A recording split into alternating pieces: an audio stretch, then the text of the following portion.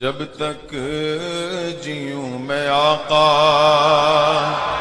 کوئی غم نہ پاس آئے، کوئی غم نہ پاس آئے۔ السلام علیکم پیارے اسلامی بھائیو، آج کا بیان بہت ہی زبردست ہونے والا ہے۔ بیان کو پورا سنیں، انشاءاللہ تعالی آپ کا ایمان تازہ ہو جائے گا۔ دوستو، ویڈیو پسند آنے پر چینل کو سبسکرائب ضرور کر لیا کریں، اپنے دوستوں کے پاس ویڈیو کو شیئر کر دیا کریں۔ انشاءاللہ تعالی آپ کے ذریعے سے آپ کے دوست بیان سنیں گے تو اس کا ثواب آپ کو بھی مل جائے گا۔ حتیٰ کہ ایک کتاب ہے میری قرین زندگی، اس کی شخصیت پہ اصل میں موضوع نہیں ہے، ورنہ میں کچھ باتیں بتاتا کہ کتنے احسانات رہے حضرت کے مجھ پر۔ قرین زندگی پر حضرت کی تقریر موجود ہے، اور شاید یہ تقریر کی برکت ہے کہ آج وہ کتاب عالمی ہو چکی ہے۔ میں نے ہی وہ کتاب لکھی تھی اس وقت جب 18 سال کی عمر تھی، لیکن اس سے قبل ایک بڑا عجیب واقعہ ہوا تھا۔ میں چاہتا ہوں کہ واقعہ میں عرض کر دوں، کیونکہ حضرت کے شہزادے اور دانشین حضور مفکر اسلام حضرت علامہ مولانا مفتی یحییٰ رضا صاحب دامت برکاتہم العالیہ تشریف فرما ہے، تو آج حضرت کی جگہ ہمارے لیے یہی ذات اور شخصیت ہے۔ تو میں تھوڑا سا وقت لوں گا آپ کا۔ میری 16 سال کی عمر تھی، جلد سے جلوس کرانے کا بہت شوق تھا۔ حضرت کو میں بارہا اپنے علاقے میں مدعو کرتا تھا۔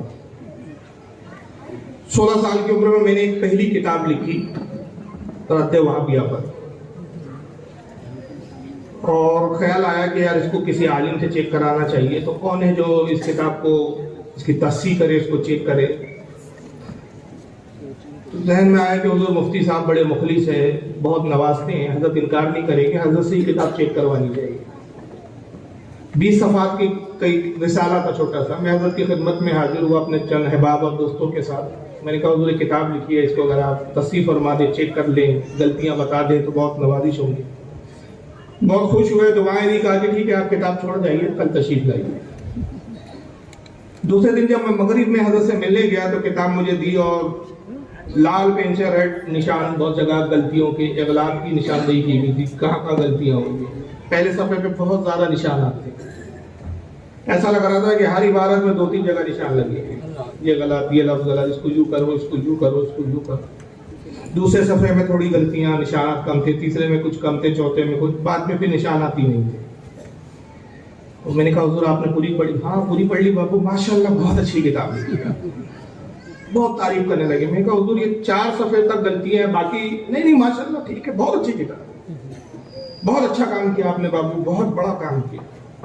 تو اس کو بیٹا کیا ارادہ ہے اس کتاب کے تعلق سے؟ میں نے کہا اس کو چھپانا ہے، کچھ روپیہ آپس میں ہم نے دوست احباب نے جمع کیا ہے اور اس کو فری میں تقسیم کرنا ہے۔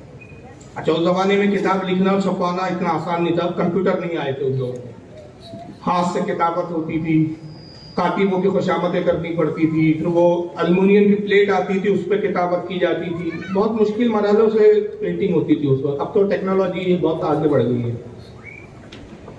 تو میں نے کہا حضرت 1000 کتاب ہمارے چھپانے کا ارادہ ہے۔ حضرت فرماتے نہیں 1000 سے کیا ہوگا بابو، آپ 50,000 چھاپیے۔ میں کہا حضور اتنا ہمارا بجٹ نہیں ہے، اتنا پیسہ نہیں ہے میرے پاس۔ کہا نہیں بیٹا آپ 50,000 اس کو چھاپیے۔ میں کہا حضور میں عرض کر رہا ہوں کہ ہمارے پاس اتنا بجٹ نہیں ہے، بہت مشکل سے ہم پڑھنے والے اسکول پڑھنے والے بچے ہیں، اور سب آپس میں کچھ پیسہ جمع کیا ہے، تو 1000 بھی بمشکل 1000 ہم چھپا پائیں گے، 50,000 کام ہوگا۔ تو بابو 2 سال آپ پوچھ جائیں، 2 سال تک آپ 50,000 روپے کی چھپانے کے لیے 50,000 کتابیں کی اشاعت کے لیے روپیہ جمع کیجیے، 2 سال کے بعد چھپوائیے گا۔ بس ضد پہ اڑ گئے ہو گے، 50,000 ہی چھاپیے۔ میں نے کہا 50,000 کیا کریں گے بابو، یہ ایسی کتاب ہے جب آپ بانٹوں گے لوگ مانگیں گے، دور دور سے آپ کو فون کال آئیں گے کہ بھئی یہ کتاب ہمیں بھی دو، ہمیں اپنے علاقے میں اس کو بانٹنا ہے، تقسیم کرنا ہے، تو آپ 50,000 چھاپیے۔ ہم نے کہا ٹھیک ہے اگر چلیے دیکھتے ہیں۔ آئے مایوس ہو گئے، یار اب حضرت نے کہاں لا کے گاڑی اٹکا دی، چلو رکھ دو یار دیکھیں گے پھر۔ لیکن ہمارے ایک دوست تھے سید عظیم الدین بھائی، اور ان کا نہیں یار وہ مفتی صاحب نے ایسی بول دی، اپنے کو تو چھپانا ہے۔ اتفاق کی بات ہم بہت جگہ پریس والوں کے پاس گئے، بدعقیدہ وہابیوں کی زیادہ پریس تھی ہمارے علاقے میں اس وقت، ان کے پاس گئے، کتاب کو موضوع دیکھ کر ہی کہتے ایسی کتاب ہم نہیں چھاپتے۔ اور 1-2 मुसन्निफ कातिब थे, उन्होंने मसरूफियात का बहाना कर दिया कि भाई मसरूफ है, किताबत का वक्त नहीं है, नहीं छप पाएंगे, तो किताब हो गई पेंडिंग।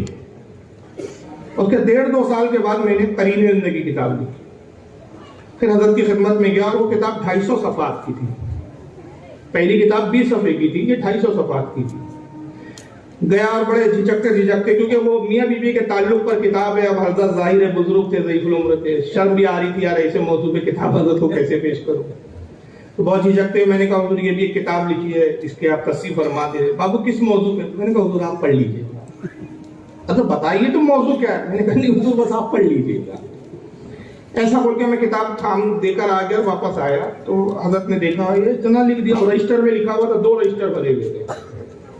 कहा इतना लिख दिया, इसको पढ़ने के लिए तो आपको 15 दिन लगेंगे चेक करने के लिए, तो आप छोड़ जाइए, 15-20 दिन बाद आइए। मैं कहा कोई जल्दी नहीं है, आराम से आप चेक कीजिए। मैं लौट आया, आने के बाद दूसरे ही दिन मगरिब के वक्त फोन आता है कि आप फौरन आइए। अब मैं घबरा गया कि भैया डांट लगाएंगे कि मैं बूढ़ा आदमी ऐसी किताब मुझसे पढ़वा रहे, कोई जवान मौलवी देखा होता। तो मैंने कहा हुजूर हम आ रहे हैं। फिर मैं दोस्तों को बुलाया, मैंने कहा साथ में चलो, सारे लोग गालियां एक साथ सुनेंगे, जो भी डांट डपट है सबको सुनना है एक साथ। खैर माफी चाहूंगा लफ्ज गाली मेरी जबान से, तो गाली को भी वक्त तो माज़ल्लाह, मतलब ये हमारी महाराष्ट्र की बोलचाल है, यानी सब जुमले कहेंगे कुछ। बहरहाल में जब हम लोग पहुंचे वहां तो बड़े खुश थे हजरत, और मुझे अच्छे से याद है पपई आते, आप क्या पपई बोलते हो? पपीता, उसको काट के बाकायदा, और कुछ पप्पड़ होते बोलते हैं उसको हमारे यहाँ, उसको तलवा लिया था पप्पड़, रूह अफ़ज़ा, गर्मी के दिन थे, रूह अफ़ज़ा का शरबत, 3-4 आइटम नाश्ते में तैयार रखे थे और टेबल पे रखे, आइए बेटा पहले नाश्ता कर लीजिए। तो इतना तो अंदाजा होगा कि नाराज नहीं है। तो बहरहाल में नाश्ता किया, मैंने कहा हुजूर कैसे याद किया? बाबू मैं इशा के बाद किताब पढ़ने बैठा, इतनी दिलचस्प मौजू पे आपने कलम उठाया कि मैंने तो 15 दिन कहा था, फजर और उसके बाद तक पढ़ता रहा, और एक ही नश्र में पूरी किताब खत्म की। जहां जहां गलतियां नजर आई मैंने दुरुस्त कर दी, और किताब की तारीफ में मैंने कुछ जुमले तहरीर भी किए, अगर मुनासिब समझो तो इस किताब के साथ इसको छाप दो। तो मैंने कहा हुजूर छपाने का कभी कोई इरादा नहीं है, बस वो लिख दिया। दोस्त अहबाब को सवालात करते थे इस ताल्लुक से, जैसे जैसे सवाल आते थे मैं उसके मुताबिक मवाद जमा करता था, किताबी शक्ल बन गई। ये छपाने के लिए तो बहुत हजारों की कीमत लगी हुई, हजार और उतना रुपया है नहीं। तो कहने लगे बाबू इसको फौरन आप छपाइए, और ये मेरी जबान है बेटा, इसको याद रखना, तुम मर जाओगे तुम्हारी किताब जिंदा रहेगी, और तुम इस किताब से हिंदुस्तान और दुनिया में पहचाने जाओ, इसको छापो बेटा। मैंने कहा हुजूर नहीं, पैसे नहीं है हमारे पास। तो कहा कि आप फिक्र मत कीजिए, मैं इसका इंतजाम कर देता हूँ। और उन्होंने अपने रसूख वाले लोगों को फोन करना शुरू कर दिया, खुद ही हजरत ने, आप 5,000 दे दीजिए, फुला साहब आप 5 दीजिए, आप 10 दीजिए, ऐसा करके 30-35 हज़ार का इंतजाम कर दिया।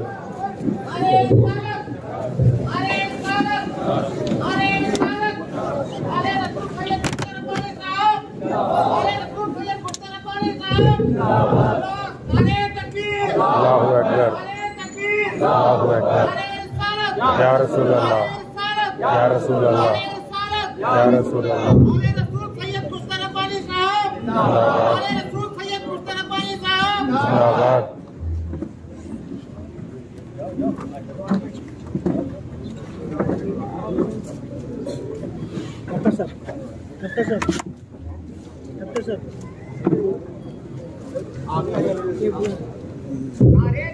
जिंदाबाद।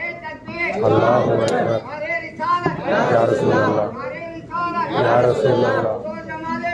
जिंदाबाद, जिंदाबाद। अल्लाहु अकबर, या रसूल अल्लाह। तशरीफ रखिए आप। माशाअल्लाह हज़रत अल्लामा मौलाना सैयद खुशरत नूरानी साहब की आमद है। अल्लाह ताला हज़रत को सलामत रखे और तमामी उलमा को सलामत रखे। तो बहरहाल मैं अर्ज़ कर रहा था, वो फरमाने लगे कि इसको फौरन छापिए। मैं कहा हुजूर रकम का इंतजाम मुश्किल है और इसकी कीमत बहुत ज़्यादा जाएगी, पैसा बहुत ज़्यादा सर्फ होगा। ज़ख़ीम किताब है, 250 सफ़े किताब छपाना, और 1000 भी छपाए तो कई हज़ार रुपये लगेंगे।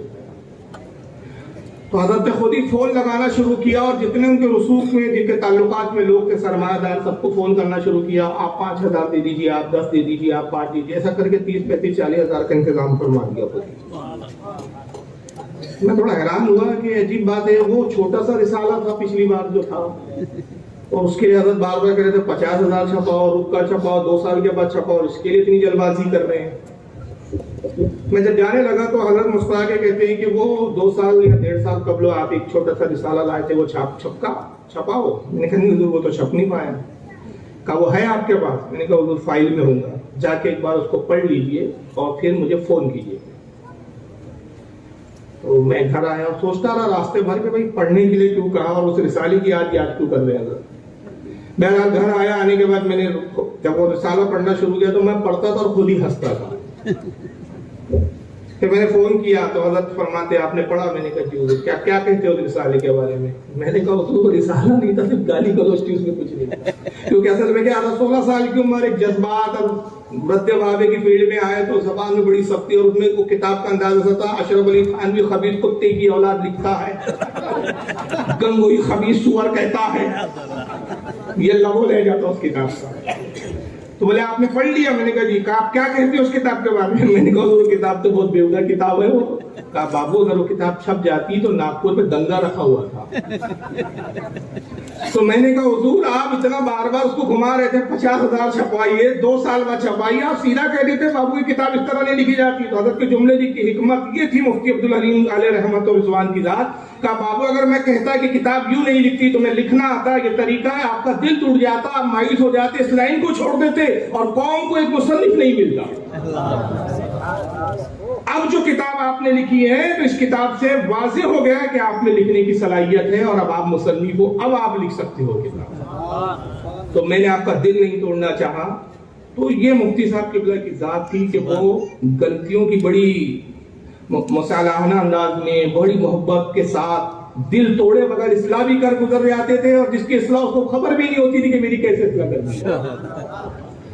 یہ ایک بزرگانہ صلاحیت تھی حضور مفتی صاحب میں۔ انہی کے فیض یافتہ جناب سید سلیم صاحب ہے، اور آج انہی کے قائم کردہ مدرسہ جو حضرت کے ہی نام سے منسوب ہے، دارالعلوم حلیمیہ۔ بس ایک ہی دعا میں بات تمام کر دوں گا کہ اللہ تعالیٰ اس ادارے کو اتنی ترقی دے کہ دارالعلوم سے یہ جامعہ بن جائے، اور حضرت کے لیے اس سے بڑا کوئی حضرت کی بارگاہ میں خراج نہیں ہوں گا کہ یہ دارالعلوم ترقی کر کے جامعہ بن جائے، اور یہ جامعہ بنانا بھی آپ ہی کی ذمہ داری ہے۔ آپ جتنا تعاون کریں گے دینی اداروں میں دین کی تعلیم کے حوالے سے، یہ صدقہ جاریہ ہے، عمل جاریہ ہے۔ اس لیے کہ جو دین ہم تک پہنچا ہے، آج ختم بخاری بھی ہے، جلسے کے بعد انشاءاللہ ختم بخاری کا بھی ایک منظر آپ دیکھیں گے۔ صرف بخاری شریف پر اگر ہم بات کریں اور امام بخاری کی ذات سے، تو عقل حیران ہو جاتی ہے کہ یہ دین اور رسول اللہ کی باتیں ہم تک پہنچانے کے لیے ہمارے محدثین نے کتنی محنتیں کی ہے۔ 19 سال لگے اس بخاری کو لکھنے کے لیے۔ کتنے سال؟ 29 سال۔ آپ سوچ رہے ہیں 19 سال کیوں لگ گئے اتنی ایسی کتاب کو؟ امام بخاری رحمۃ اللہ علیہ نے تہیہ کیا کہ میں ایک ایسی کتاب لکھوں گا جس میں صرف صحیح حدیثوں کو جمع کروں گا، اور کسی حدیث پر بھی میرے اصول، ایک اصول انہوں نے مرتب کیے۔ ہر محدثین کے کچھ اصول ہوتے ہیں حدیث لینے کے کہ کن راویوں سے حدیث ہمیں لینی ہے اور کن راویوں سے لینا نہیں ہے۔ اور قربان جائیے دین اسلام کی حقانیت پر خدا کی قسم یہ اللہ کا دین ہے، اس کی سب سے بڑی گواہی، اس کی سب سے بڑی شہادت یہ ہے کہ ہمارے ہاں بات رسول سے آتی ہے، مگر کہنے والے پہ ذرا سا بھی شبہ ہو جائے تو روایت ضعیف ہو جاتی ہے اور قابل اعتبار نہیں رہتی۔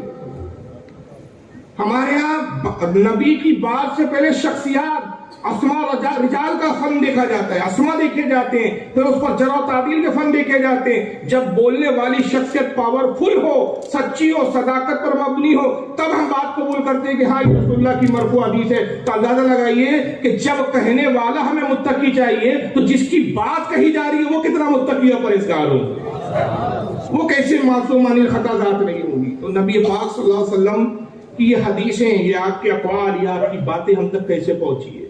آپ نے تہیہ کیا کہ ایسے میں نے اصول کڑک بنائے کہ ان اصولوں کی بنیاد پر ذرہ برابر بھی کسی پہ شک اور شبہ ہوگا میں سے رسول اللہ کی حدیث نہیں ہوں۔ اور ایک ایک حدیث کے لیے آپ نے 15 20 اور 30 دن کے سفر کیے، اور احتیاط کا یہ عالم تھا امام بخاری رحمۃ اللہ علیہ کا کہ ایک مرتبہ آپ کو پتہ چلتا ہے کہ فلاں ملک میں حدیث کے ایک راوی ہے جو اپنے والد سے روایت کرتے ہیں، ان کے والد سے تابعی سے، تابعی سلسلہ وار سلسلہ ہوتے ہوتے وہ حدیث رسول اللہ تک ہے۔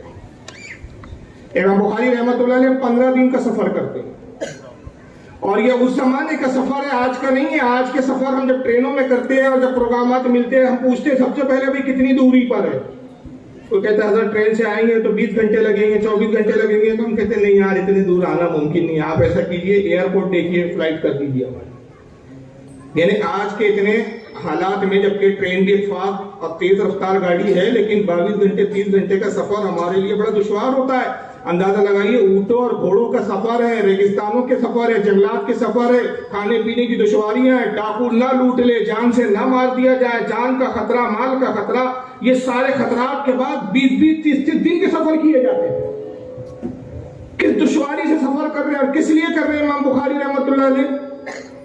میں تھوڑی سی کڑوی سچائی کہہ دوں یہاں پر کہ بھائی معاف کرنا، سب علماء سے نہیں ہے، لیکن اکثر علماء اسی بھی کہ جلسوں میں اس لیے بھی جاتے ہیں کہ بھائی جائیں گے کچھ نہ کچھ نظرانہ تو ملے گا، جو ہے فیکٹ وہ بتا رہا ہوں، کسی کو انکار نہیں کر سکتے۔ وہاں امام بخاری کا یہ نہیں ہے کہ 20 دن کے بعد سفر کر کے جاؤں گا تو نظرانہ ملے گا، وہ تو بالکل فری آف کاسٹ خدمت خلق ہے، خدمت دین ہے، اپنے اخراجات کے ساتھ جا رہے ہیں۔ اور جب 15 دن کی سفر کی مسافت کو طے کرتے ہوئے اس محدث اس عالم کے پاس جاتے ہیں تو آپ کیا دیکھتے ہیں؟ سلام علام ہوا، گفتگو کا، میں محمد بن اسماعیل البخاری، سنا ہے کہ رسول اللہ کی چند حدیثیں جو آپ اپنے جد سے روایت کرتے، کہا ہاں میرے پاس حضور کی چند حدیثیں ہیں جو میں نے اپنے جد سے سنی، اور انہوں نے اپنے جد سے سنی، انہوں نے تابعی سے صحابی سے ہوتے ہوئے رسول اللہ تک پہنچی ہوئی۔ تو ابھی گفتگو ہو رہی تھی کہ ان کا گھوڑا جو ہے رسی چھڑا کر بھاگ گیا، تو وہ مفتی صاحب نے اپنے کرتے کا دامن لیا، اس طرح اس کو اوپر کیا اور گھوڑے کو آواز دیتے آقا، یعنی گھوڑے کو یہ بتانا چاہتے ہیں کہ میرے دامن میں کچھ دانے وغیرہ ہیں۔ گھوڑا جو ایک جانور تو اس نے دیکھا مالک بلا رہا ہے، دامن میں کچھ ہے، تو بیچارہ گھوڑا چلا آیا، جب آیا گھوڑے کی لگام پکڑ لی، دامن چھوڑ دیا، امام بخاری لوٹنے لگے۔ مودی صاحب نے کہا جناب آپ حدیث نہیں سنیں گے؟ کہا خدا کی قسم اب تجھ سے ایک حدیث بھی نہیں سنوں گا نہیں، میرا افسوس یہ اتنا طویل سفر ضائع ہو گیا۔ کیا بات ہے آپ نے ہم سے کچھ سنا ہی نہیں اور فیصلہ سنا دیا کہ مجھ سے حدیث سننا آپ کو زیب نہیں دیتا، آپ مجھ سے حدیث سننا نہیں چاہتا۔ فرمایا سنو، جو ایک جانور کو دھوکہ دے سکتا ہے اس کی کیا گارنٹی ہے کہ وہ حدیث سنانے میں مجھے دھوکہ نہیں دے گا؟ اب ایک حدیث بھی آپ سے سننا مجھے لگتا ہوا نہیں، نتیجہ یہ ہوا کہ ان سے ایک بھی حدیث نہیں۔ ایک مرتبہ پھر پتا چلتا ہے کہ فلاں محدث ہے، بہت بڑے عالم محدث، ان کے پاس رسول اللہ کی حدیث ہے۔ پھر بڑا طویل کئی دنوں کا سفر کرتے ہوئے وہاں پہنچتے امام بخاری رحمتullah علیہ۔ جب پہنچتے سلام کلام ہوا، آسان ہو گئی۔ محدث صاحب نے کہا چلیے محمد بن اسماعیل نماز پڑھ لیتے، اس کے بعد پھر ہم آپ کو حدیث سنائیں گے، کھانا وغیرہ ناشتہ وغیرہ بھی کر لیجیے۔ ٹھیک ہے چلیے نماز کے لیے چلتے۔ مسجد کے طرف جانے لگے تھے، قبلے کی طرف بے خیالی میں محدث صاحب نے تھوک دیا۔ امام بخاری نے مسجد میں گئے، نماز پڑھے اور واپس لوٹنے لگے۔ انہوں نے کہا کیا بات ہے آپ جا رہے ہیں، حدیث نہیں سنیں گے؟ کہا یہ سفر ضائع ہو گیا، جو شخص قبلے کا احترام نہیں کر سکتا اور رسول اللہ کی حدیث کا کیا احترام کرے؟ میں ایسے شخص سے ایک حدیث سننا بھی پسند نہیں کرتا۔ اندازہ لگائیے کتنی احتیاطوں سے رسول اللہ کی باتوں کو جمع کیے، اور آج بہت سارے لوگ جہالت میں کہہ لیتے ہیں یار یہ کتابیں کیا ہے، یہ سب مولوی ملاؤں کی باتیں ہیں۔ بھائی کچھ ایسے جاہل صوفیہ بھی ہمارے یہاں پیدا ہو گئے، ہم کو صوفی کہنا ہی صوفیت کی توہین ہے۔ ایسے جاہل پیر پیدا ہو گئے، ایسے جاہل اپنے آپ کو ولی کہلانے پیدا ہو گئے۔ میاں یہ کتابوں کا علم ہے اپنے پاس رکھو، ہمارے پاس تو سینے کا علم ہے۔ کون سے سینے کا ہے؟ 8 انگوٹھی لگی ہے، 12 انگوٹھیاں لگی ہے، یہ سینے کا علم۔ ڈھول اور تاشوں پہ ناچ رہے اور رقص کر رہے، یہ سینے کا علم ہے جناب۔ آپ جانتے ہوں گے کتاب ہے جس کو آپ ایک لفظ میں انکار کر رہے ہو کتنی مشکل سے لکھی گئی۔ پہلے تو حدیثوں کو جمع کرنا، یہ ایک مرحلہ، حدیثوں کو جمع کرنے کے بعد لکھنا کتنا دشوار تھا۔ آج تو بہترین فونٹین پین ہوتے ہیں، بہترین پین، اب تو پینوں سے بھی لکھنا لوگوں نے چھوڑ دیا، ڈائریکٹ کمپیوٹر پہ کمپوزنگ کرنے لگے ہیں، ڈائریکٹ بٹن چلاتے ہیں کمپوز ہو جاتی ہے۔ سیاہی سے لکھنا اور کس عالم میں لکھ رہے ہیں۔ آج بہترین گھروں میں اے سی لگے ہوئے ہیں، کولر لگے ہوئے ہیں، نرم گدے ہیں، عیش و آرام کی چیزیں ہیں، ٹیبل ہے، کرسی ہے، اطمینان سے ٹیبل پہ آدمی بیٹھتا ہے، اگر لکھنا بھی چاہے کچھ، لائٹ لگے ہوئے ہیں۔ اس زمانے میں چراغ جل رہا ہے، کٹیا ہے، اور کھدڑ رف قسم کے کاغذ ہے، کاغذ اتنے چکنے نہیں ہیں، اور قلم کس چیز کی ہے؟ لکڑی کی قلم ہے، اور قلم کو دوات میں ڈبا کے بار بار لکھا جائے۔ اندازہ لگائیے کتنی دشواریوں سے لکھا گیا ہے، بغیر کسی لالچ کے، صرف ایک کیا اللہ اس کا رسول راضی ہو جائے اور رسول اللہ کا دین امت تک قیامت تک کے لیے محفوظ ہو کر پہنچ جائے۔ صرف اس تمنا ہے. اور احتیاط وہاں ختم ہو جاتی ہے. میں نے جب امام بخاری کا یہ واقعہ پڑھا, خدا کی قسم بہت دیر تک میرے آنکھوں میں آنسو رہے, میں روتا رہا. کہ کیا شخصیت تھی امام بخاری رحمۃ اللہ علیہ. یہی وجہ ہے کہ ختم بخاری جو ہمارے مدرسوں میں اس کا رواج ہے, یوں ہی نہیں بزرگوں نے قائم کر دیا. حدیث کی تو اور بھی کتابیں, صرف بخاری کا ہی کیوں انتخاب کیا, اس کی آخری حدیث کو کیوں ختم بخاری میں رکھا؟ بڑی حکمت ہے اس میں ہمارے بزرگوں کی. اور کیوں ہے انشاءاللہ میں آگے اس پہ تبصرہ کروں گا. احتیاط وہاں پر انتہا ہو جاتی ہے حدیث لینے کی احتیاط میں. جو امام بخاری کا واقعہ میں نے پڑھا, میں حیران ہو گیا کہ آپ تجارت بھی فرماتے تھے. صرف نذرانوں پہ گزر اوقات نہیں تھی آپ کی, آپ تجارت کرتے تھے اور خود جو تجارت سے روپیہ کماتے تھے وہ دین رسول کی خدمت میں صرف فرماتے تھے. آپ تاجر تھے اور غالباً کپڑوں کے تاجر تھے. تو ایک مرتبہ ایک ملک میں آپ تجارت کے لیے جاتے ہیں, پانی کا سفر تھا, پانی کا کشتی اور جہاز میں سوار ہو گئے. زندگی بھر کی جتنی کمائی تھی سب ساتھ میں لے لیا. اتفاق کی بات کہ پورا مال جو لے گئے تھے سب بک گیا, بڑا نفع ہوا.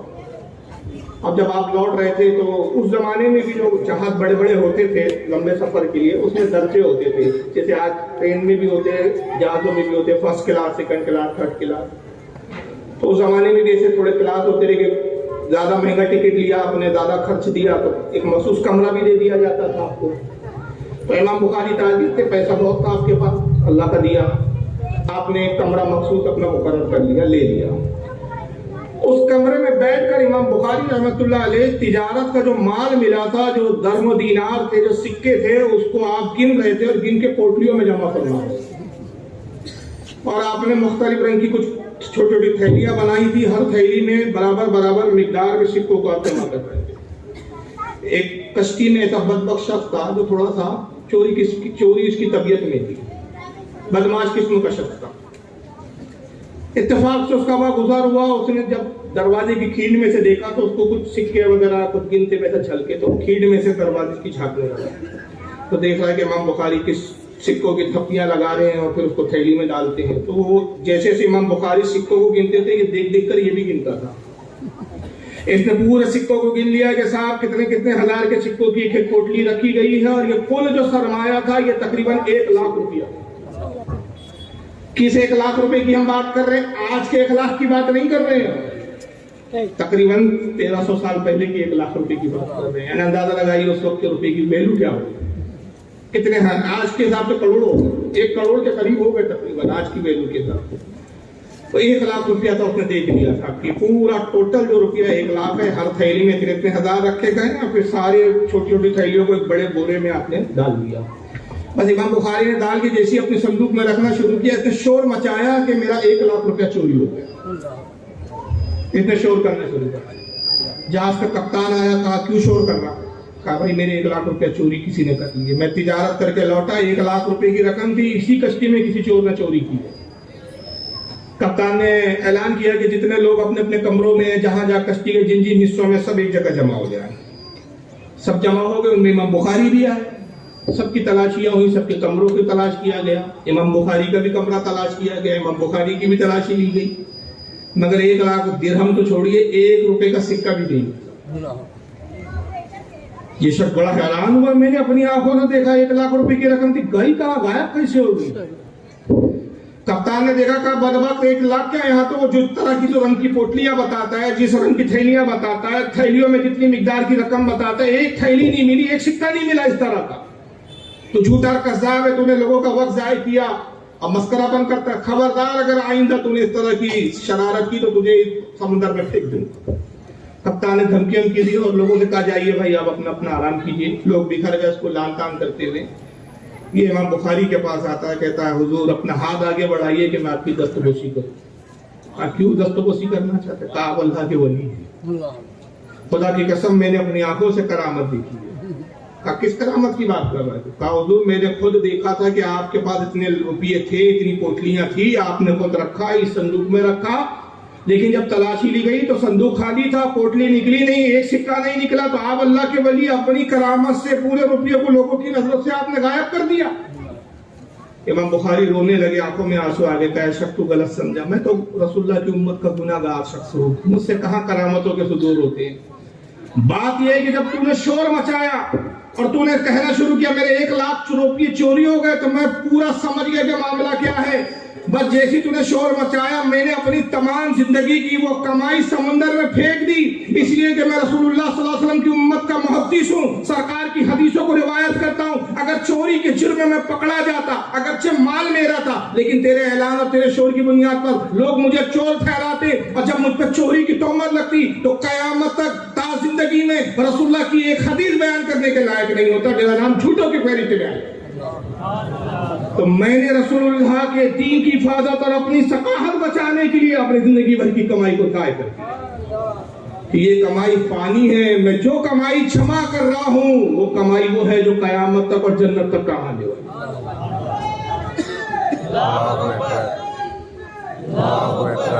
یہ ہے وہ بخاری شریف، صحیح البخاری، جو ہم تک اس طریقے سے آئی ہے۔ اور جب 32 سال میں حدیثوں کو جمع کیا، 2 لاکھ حدیثوں کا انتخاب کیا، 2 لاکھ حدیثوں کو جمع کیا، اور پھر اس میں سے نکالنا شروع کیا۔ جس حدیث کے راوی کے بارے میں ذرا برابر بھی شک ہوتا اس کو وہاں سے نکال دیتے تھے، اس حدیث کو میں اپنی صحیح بخاری میں نہیں ڈالتا۔ ایسا کرتے کرتے آپ نے جو حدیثوں کو رکھ دیا وہ کتنی تھی؟ کچھ 7300 کچھ حدیث ہے۔ اور جب یہ حدیثوں کا انتخاب کر لیے کہ اس کو اپنی صحیح بخاری میں رکھوں گا، تو لکھنے کا انداز کیا اپنایا امام بخاری رحمۃ اللہ علیہ نے؟ مکہ معظمہ تشریف رکھتے وہاں ایک مکان کرائے سے بھی، اور پھر حدیثوں کو آخری، جس کو ہم اپنی زبان میں کہتے ہیں کہ بھئی فائنل، بس اب یہ حدیثوں کو لکھنا ہے فائنلی طور پر۔ جب لکھنا شروع کیا تو عالم یہ تھا کہ غسل فرماتے تھے، کپڑے تبدیل کرتے، سر پہ امامہ سجاتے، حرم کعبہ میں داخل ہوتے، اور 2 رکعت نماز شکرانے کی ادا کرتے، اور رسول اللہ کی صرف ایک حدیث کو لکھتے اور وہاں چھوڑ دیا۔ دوسری حدیث لکھنے کا ارادہ ہوتا، پھر اپنے گھر آتے، کمرے میں پھر غسل فرماتے، پھر کپڑے تبدیل فرماتے، عطر سے اپنے لباس کو معطر کرتے، پھر امامہ سجاتے، پھر حرم میں آتے، پھر 2 رکعت نماز پڑھتے، پھر ایک حدیث لکھتے۔ گویا 7300 کچھ حدیثوں کو لکھنے کے لیے کتنے بار غسل کیا، کتنے بار کپڑے بدلے، کتنے بار امامے سجائے، اور کتنی بار نماز پڑھ کے اس طرح بخاری کو جمع کر کے ہم تک پہنچا۔ لیکن یہاں رک کر میں ایک عقیدے کی بات کرتا ہوں۔ آج بخاری پڑھنے والے کچھ ایسے فرقے ہیں جنہوں نے اپنا ٹائٹل اہل حدیث لگا، ان کا دعویٰ ہے کہ سب سے زیادہ بخاری کو ہم مانتے ہیں۔ بخاری کو مانتے، امام بخاری کو نہیں مانتے۔ اگر امام بخاری کو مانتے تو خدا کی قسم سنی بریلوی ہو جاتے۔ یہ دن رات ان کی زبانوں پہ ہوتا ہے، یہ بدعت رسول اللہ نے کیا کیا، یہ بدعت رسول اللہ نے حکم دیا کیا، یہ بدعت صحابہ نے کیا کیا۔ میں ان وہابیوں سے پوچھنا چاہتا ہوں، جاؤ حضرت امام کیا نام ہے ابن حجر اسقلانی کی فتح الباری کا المقدمہ دیکھو، اس میں باقاعدہ امام بخاری کی حدیثوں کے لکھنے کے بعد تقریب جو ہے انہوں نے انداز کو جمع کیا ہے۔ حضرت امام قسطلانی کی ارشاد الساری دیکھو، انہوں نے اس کا واقعے کا ذکر کیا ہے۔ حضرت علامہ ذہبی نے اس کا ذکر کیا ہے، کئی بزرگوں نے اس کو اپنی کتابوں میں لکھا، اور یہ خود وہابی جھوم جھوم کے بتاتے کہ امام بخاری کے بخاری لکھنے کا یہ انداز تھا کہ غسل فرماتے تھے، 2 رکعت پڑھتے تھے۔ مگر میں ان بدعقیدوں سے پوچھنا چاہتا ہوں، ہر بات میں تم ہم سے حدیث کا حوالہ پوچھتے ہو، خود امام بخاری نے جب یہ عمل کیا تو کیا اسی بخاری یا کسی اور کتاب میں ایک حدیث ایسی لائی کہ جس میں رسول اللہ کا حکم ہو کہ جب میری حدیث لکھنا تو پہلے غسل کرنا، اس کے بعد کپڑے بدلنا، عطر لگانا، سر پہ امامہ سجانا، اور حرم میں آ کر 2 رکعت نماز شکرانے کی پڑھنا، صرف ایک حدیث لکھنا؟ ایک بھی حدیث امام بخاری نے خود نہیں لکھی، نہ رسول اللہ کا اس طرح کا کوئی ہمیں حکم ملتا ہے۔ تو امام بخاری نے ایسا کیوں کیا؟ یہ ان کا عشق تھا، رسول اللہ کی حدیث کا احترام تھا، نبی کے فرامین کا ادب تھا۔ پتہ چلا کہ عشق دلیلوں کا محتاج نہیں ہوتا ہے، عشق دلیل نہیں دیکھتا۔ اے عشق تیرے صدقے جلنے سے چھٹے سستے، جو آگ بجھا دے گی وہ آگ لگائی۔ عشق دلیلوں کا محتاج نہیں ہوتا۔ یہ ہم سے کہتے ہیں میلاد کی دلیل دو، ہم کہتے ہیں تم دلیلوں کے چکر میں پڑو، ہم بے دلیل میلاد النبی مناتے ہیں۔ ہم تو عشق والے لوگ ہیں، ہمیں دلیل کی حاجت نہیں، اظہار محبت کے لیے دلیل کی ضرورت نہیں ہے۔ اگر بیگم صاحبہ نے رات کے 2 بجے اچانک کہہ دیا سنو جی بریانی کھانے کا دل چاہ رہا ہے، تو شوہر صاحب ہوٹل میں تلاش کرتے بھئی آج بیگم نے بریانی مانگی ہے، اگر کوئی کتاب میں کھولتا ہے کہ رات کے 2 بجے بیگم کے مطالبے کو پورا کرنا کیا ہے، رسول اللہ کا اس بارے میں کیا حکم ہے؟ نہیں بھائی، بیوی سے محبت ہے تو آدمی دلیل نہیں دیکھتا، بس فرق یہ ہے کہ تم بیوی سے محبت کرتے ہو دلیل نہیں دیکھتے، ہم جب نبی سے محبت کرتے ہیں تو دلیل نہیں دیکھتے بلکہ عشق کا کام کر گزرتے دلیلوں کے محتاج نہیں ہے۔ امام بخاری نے بتا دیا کہ خدا کی قسم مجھ سے بڑا کوئی بریلوی ہے ہی نہیں، کہ یہ میں نے اپنے ذہن و فکر سے یہ عشق کی شکل تو ہے تراشی ہے، یہ عشق کے انداز میں نے خود اپنائے ہیں کہ ہر حدیث کو لکھنے سے پہلے میں غسل بھی کر رہا ہوں، کپڑے بھی تبدیل کر رہا ہوں، حرم کعبہ میں آ رہا ہوں، 2 رکعت نماز پڑھ رہا ہوں شکرانے کی، اور اس کے بعد ایک حدیث لکھ کے اٹھ جا رہا ہوں۔ یہ امام بخاری رحمۃ اللہ علیہ کی ذات ہے۔ یہی وجہ ہے کہ امام بخاری کی جب صحیح بخاری مکمل ہوئی اور علماء کی بارگاہ میں پیش کی گئی، حضرت علامہ ذہبی رحمۃ اللہ علیہ سیار الاعلام نبالہ میں لکھتے ہیں کہ شافعی البزرگ تھے، امام شافعی کی کتاب تھی جو اس سے پہلے لکھی جا چکی تھی، الام کر کے اس کا نام 8 جلدوں میں، اور اس میں اصول بھی ہے، کچھ حدیثیں بھی ہیں، انہوں نے اپنے جو کی فقہ ہے اس کے اصول مرتب کیے امام شافعی رحمۃ اللہ علیہ نے۔ تو ایک وقت کے بہت بڑے بزرگ تھے، وہ اس کتاب کو بڑا پڑھتے تھے اور اس کتاب کو بڑی صحیح قرار دیتے تھے۔ تو خواب میں اللہ کے رسول صلی اللہ تعالی علیہ وسلم تشریف لاتے ہیں، اور آقا کہتے ہیں کہ کب تک شافعی کی کتاب پڑھیں گا، میری اپنی کتاب پڑھ۔ وہ عرض کرتے یا رسول اللہ آپ نے کون سی کتاب لکھی ہے؟ سرکار مجھ تک تو یہ بات کبھی نہیں پہنچی کہ آپ نے بھی سرکار کوئی کتاب لکھی ہے، آپ تو ظاہراً امی تھے۔ آقا نے کہا جو محمد بن اسماعیل نے بخاری لکھی وہ میری اپنی ہی کتاب ہے، جس نے بخاری کو پڑھا گویا اس نے میری لکھی ہوئی کتاب کو پڑھا۔ اور یہاں تک فرماتے محدثین، یہاں تک کہ امام قاضی عیاض رحمۃ اللہ علیہ شفا میں لکھتے ہیں کہ جو چاہتا ہو کہ وہ رسول اللہ سے گفتگو کرے اس کو چاہیے کہ وہ رسول اللہ کی حدیثوں کو تلاوت کرے۔ جب نبی کی حدیثوں کو پڑھتا ہے گویا وہ رسول اللہ سے گفتگو کرنا۔ اندازہ لگائیے سرکار سے گفتگو کرنا کتنی بڑی سعادت مندی کی بات ہے۔ تو یہ اس ذریعے سے ہمارے ہاں دین پہنچا ہے، اور دین تب پہنچا جب تڑپ ہو۔ امام بخاری میں تڑپ تھی، یہ جستجو تھی کہ میں رسول اللہ کی حدیثوں پر ایک ایسی کتاب لکھوں، اور یہی وجہ ہے کہ اس پر امت کا اتفاق ہو گیا کہ قرآن کے بعد اگر دنیا میں صحیح ترین اگر کوئی کتاب ہے تو وہ صحیح بخاری ہے۔ اس پر علماء اہل سنت کا اتفاق ہے، اور یہی وجہ ہے کہ امام بخاری رحمۃ اللہ علیہ سے پھر بڑے بڑے محدثین نے پڑھا، ایسے ایسے محدثین امام بخاری نے پیدا کیے، اور ایسے ایسے لوگوں نے بخاری کے درس لیے، اور ایسے ایسے لوگوں نے بخاری کی شرائح لکھی کہ جو اپنے وقت کے خود علم کے آفتاب و محتاب تھے۔ امام بخاری کے سب سے بڑے شاگردوں میں اگر کسی ذات کا نام آتا ہے تو وہ حضرت امام مسلم رحمۃ اللہ علیہ، اور امام مسلم کے ایک بہت عظیم شاگرد ہے۔ جی چاہ رہا ہے کہ میں بتاؤں کہ یہ مدرسے میں جو طلبہ علم حاصل کرتے ہیں نا، ان کو معمولی مت سمجھیے، اور یہ میں کہہ رہا ہوں اس لیے کہ میں خود دنیا بھی پڑھا ہوں دین بھی پڑھا ہوں۔ میں آج یہ بتانا مناسب ہے لیکن میں بتا دیتا ہوں کہ لوگوں نے کیا کیا، جو دنیا کے علم پڑھ لیتے وہ علماء کو ہیچ سمجھنے لگتے، وہ سمجھتے کہ مولوی ہمارے سامنے کیا بات کرے گا۔ لیکن چونکہ میں دونوں علم پڑھا ہوں، میں جانتا ہوں کہ آپ کے دنیا کے علم ایک طرف رکھ دو اور دینی علوم ایک طرف رکھ دو، دینی علوم کا جو معیار ہے، جو پڑھنے میں محنت اور جستجو لگتی ہے، آپ کے دنیا کا علم اس کے مقابلے میں کچھ بھی نہیں ہے۔ اور یہ میں اس لیے کہہ رہا ہوں کہ الحمدللہ میں BA اور LLB ہوں، تو دنیا بھی پڑھی دین بھی پڑھی، دونوں کا تقابل سمجھتا بھی ہوں، کرنا جانتا بھی ہوں۔ تو یہ دینی علم اتنے ہلکے اور اتنے نہیں ہیں، یہ وہی لوگ حاصل کرتے ہیں، یہ وہ علم وہی سیکھتے ہیں اللہ تعالیٰ کی جس پہ توفیق ہوتی ہے۔ اور امام بخاری صحیح بخاری میں امیر معاویہ رضی اللہ تعالیٰ سے حدیث لاتے ہیں کہ آقا نے فرمایا کہ اللہ تعالیٰ جس سے بھلائی کا ارادہ فرماتا ہے اس کو دین کا فقیہ بنا دیتا ہے۔ تو اگر کوئی مدرسے میں پڑھتا ہے تو سمجھ لیجئے کہ اس کا مدرسے میں پڑھنا، علم دین حاصل کرنا یہ فضل خدا بند قدوس ہے، اس کی مجبوری نہیں ہے، یہ غربت نہیں ہے۔ لوگ سمجھتے جو غریب بچے ہوتے ہیں وہ مدرسے میں جایا کرتے ہیں، جو کھانے کے محتاج ہوتے ہیں وہ مدرسے میں جایا کرتے ہیں۔ یہ سوچ کو بدلیے، جی نہیں، وہ مزدوری کر کے بھی پیٹ پال سکتے ہیں، یہ اللہ کی توفیق ہے۔ اس لیے کہ غریبی کا معاملہ کیا ہے، آقا فرماتے فقیری مجھ سے ہے اور میں فقیری سے۔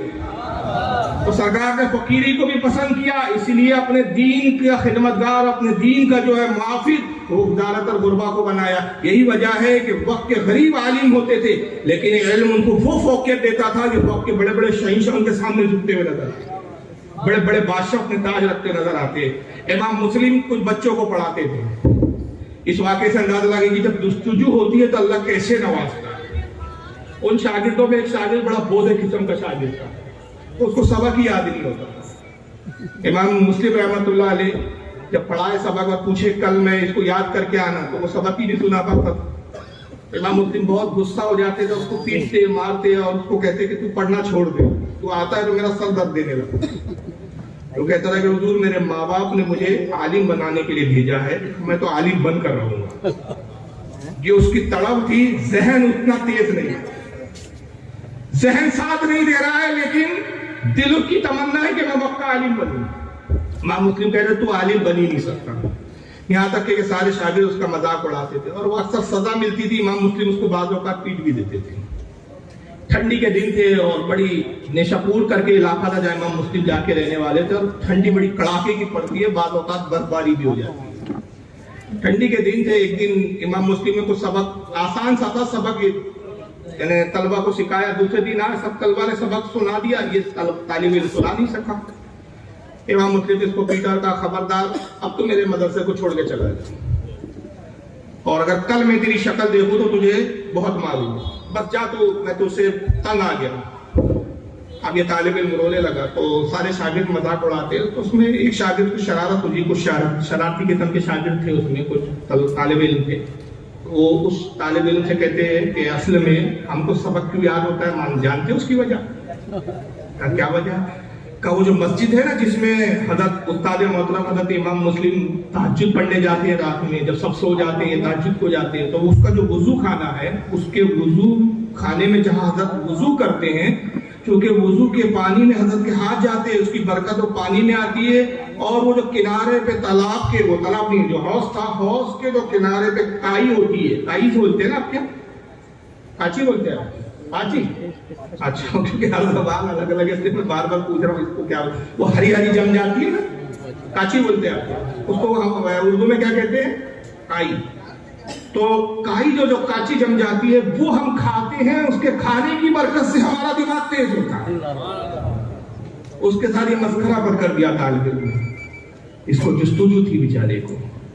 इस सर्द रात में उठता है एक दिन और हौज की वो काची या वो काई खाने के लिए जाता है, मगर हुआ ये था कि दिन भर में लोग वुजू करते रहे, पानी का लेवल डाउन हो गया, ऑटोमेटिक नल नहीं थे, मशकी होते थे, मशकी को कहते हैं जो मशकीजों में कुओं से पानी भर भर के हौज में डालते थे, उनको बाकायदा उसकी इंतजामिया मस्जिद की तरफ से, कमेटी की तरफ से तनख्वाह दी जाती थी।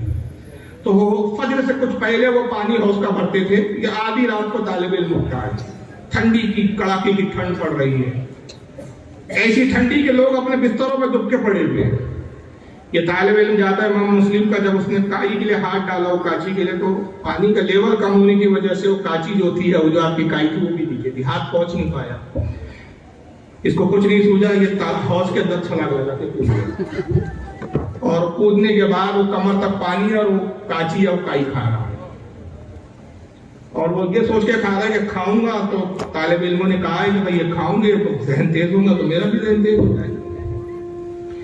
अब इतनी देर में इमाम मुस्लिम रहमतुल्लाह अलैह आए, रात का वक्त था, और वो जाहिर है लाइट वगैरह का दौर नहीं था, चिराग और मशाले जलती थी उस वक्त, तो मस्जिद के चिराग भी गुल कर दिए गए थे, पूरा अंधेरा था, अंधेरे में आप इबादत करते थे इमाम मुस्लिम। जब तालाब में कुछ छपर वो हौज में आवाज आई, तो आप समझे कोई जानवर है जो हौज में गिर गया है।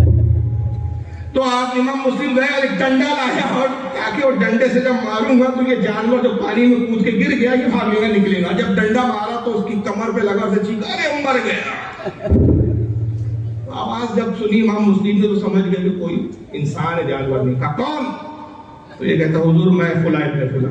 बस इमाम मुस्लिम ने सुना, जलाल आ गया। कहा बदबख्त, तू इतना बोदा था वो तो मालूम था, तू इतना जाहिल है, आज पता चला कि गुस्ल के लिए तुझे ये वजू खाना मिला, हौज मिला, वो समझे उसको गुस्ल की हाजत है, नाइट फॉल हो गया।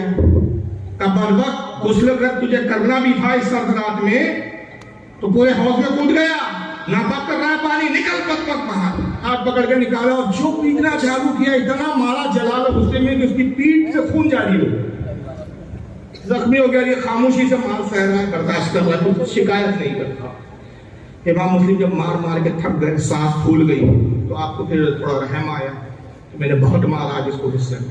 कहते हैं कि तू मजबूर करता है कि मैं तुझे सजा दूं, हालांकि मैं किसी को मारना पसंद नहीं करता, मगर तू हरकत भी तो ऐसी करता है। बदबख्त, तुझे क्या जरूरत थी इतनी सर्द रात में हौज में? अगर तुझे गुस्ल करना था, किसी जरिए से पानी निकालता, किसी से बाल्टी ले लेता, बर्तन, या इंतजार करता फजर होने का, हौज में कूद गया बदबख्त। तो शागिर्द कहता है हुजूर اصل میں آپ کو غلط فہمی ہوئی، مجھے غسل کی حاجت نہیں تھی، میں تو اس حوض کی کاچی کھانے کے لیے کودا تھا، اس حوض کی کائی کھا رہا تھا۔ بولے کائی کیوں کھا رہا ہے تب تک، کیا تجھے کھانے کو نہیں ملا؟ کہا حضور شاگردوں نے آپ کے کہا ہے کہ ہمارا ذہن اس لیے تیز ہے کہ جس حوض میں حضرت وضو فرماتے ہیں، حضرت کے وضو فرمانے کی برکت سے اس حوض کی جو کاچی ہے، جو کائی ہے، اس میں برکت آ گئی ہے، ہم وہ کھاتے ہمارا ذہن تیز ہو جاتا ہے، اس لیے میں اپنے ذہن کو تیز کرنے کے لیے کھا رہا ہوں۔ بس امام مسلم نے دیکھا کہ ذہن تو تیز نہیں ہے، پڑھنے میں تو بوجھا ہے، مگر علم دین کی حاصل کرنے کی جستجو کتنی زیادہ ہے۔ بس ہاتھ اٹھ گئے اور روتے ہوئے دعا کی، مولا تو اس کے جذبے کو دیکھ رہا ہے، خالق کائنات میں نے آج تک تجھ سے اپنے لیے کچھ نہیں مانگا، آج اس کے لیے مانگتا ہوں کہ پروردگار اس کو قوم کا بہترین عالم دین بنا دے۔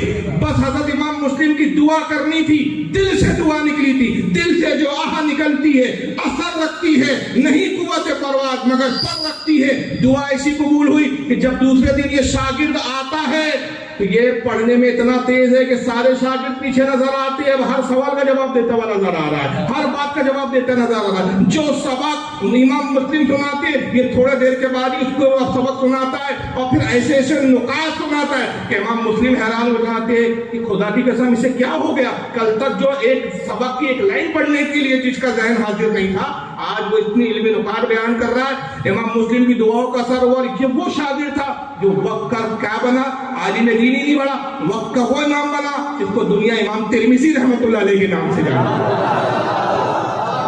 یہ ہے امام ترمذی اور سیاستہ کے لکھنے والوں سے۔ اور ایک وقت یہ آیا کہ ایک استاد کے پاس بھیجا امام مسلم رحمۃ اللہ علیہ نے، کہا جاؤ فلاں محدث کے پاس 100 حدیثیں ہیں، ان سے وہ حدیثیں نوٹ کر کے کاغذ پہ لکھ کے لاؤ۔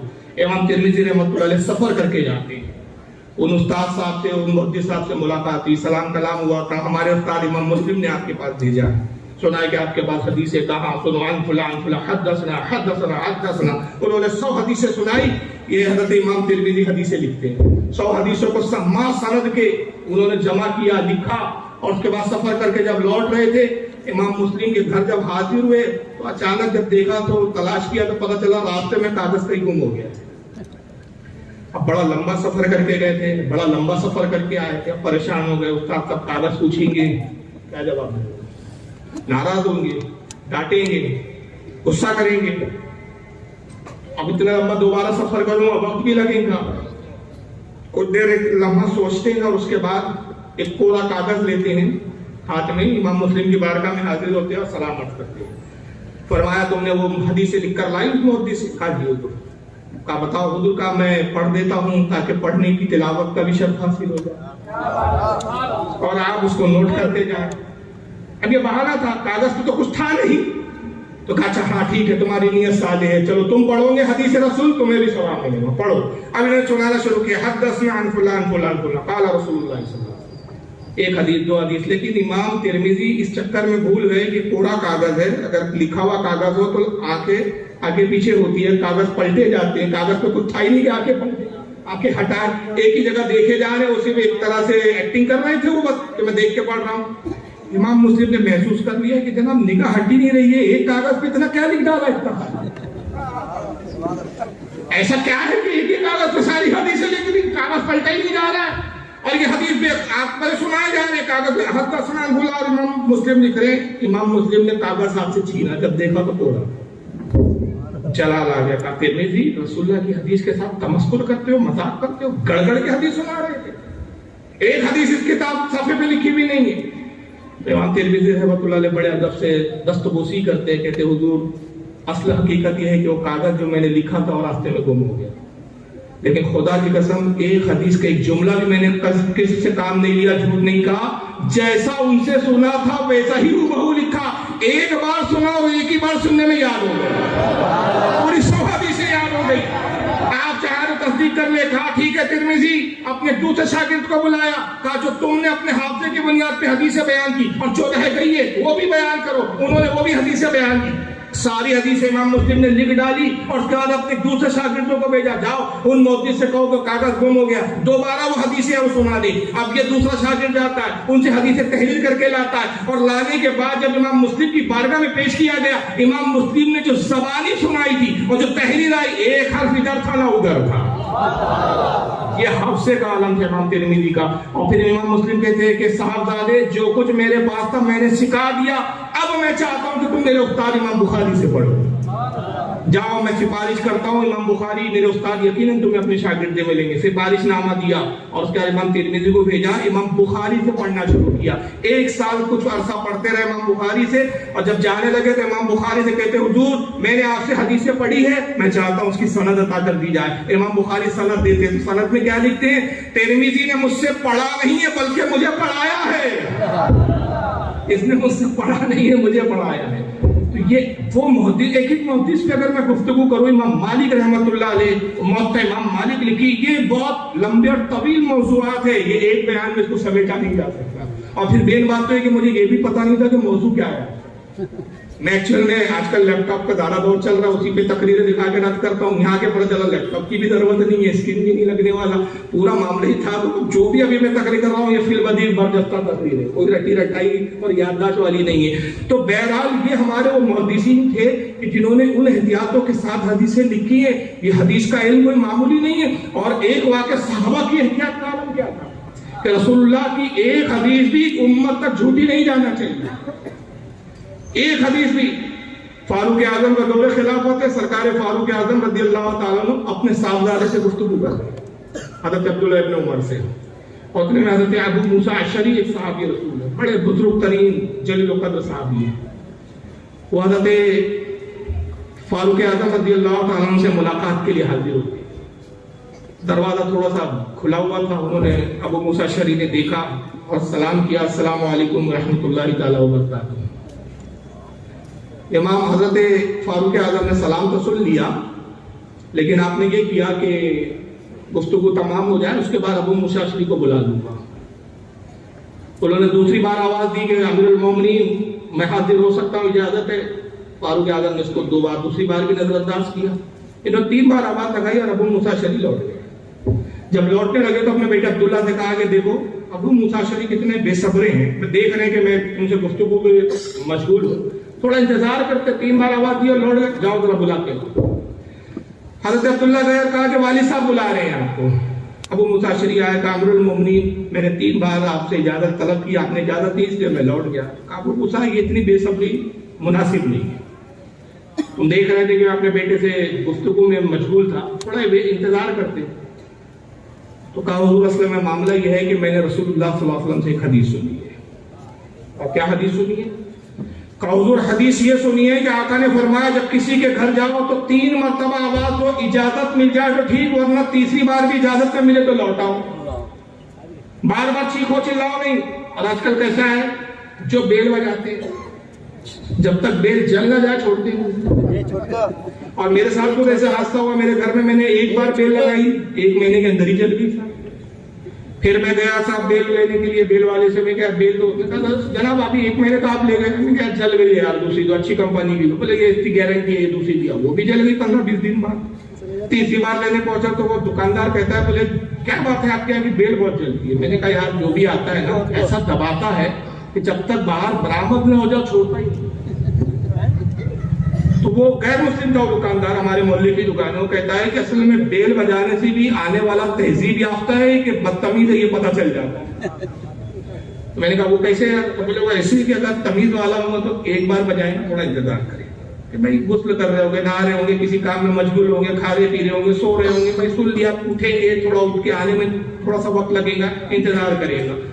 نہیں آئے تھوڑا دیر بعد دوسری بار بجائیں گا, جو جاہل آئے گا آپ جو بجائیں چھوڑے گا, تو بھاگتے ہوئے آتا ہے آدمی.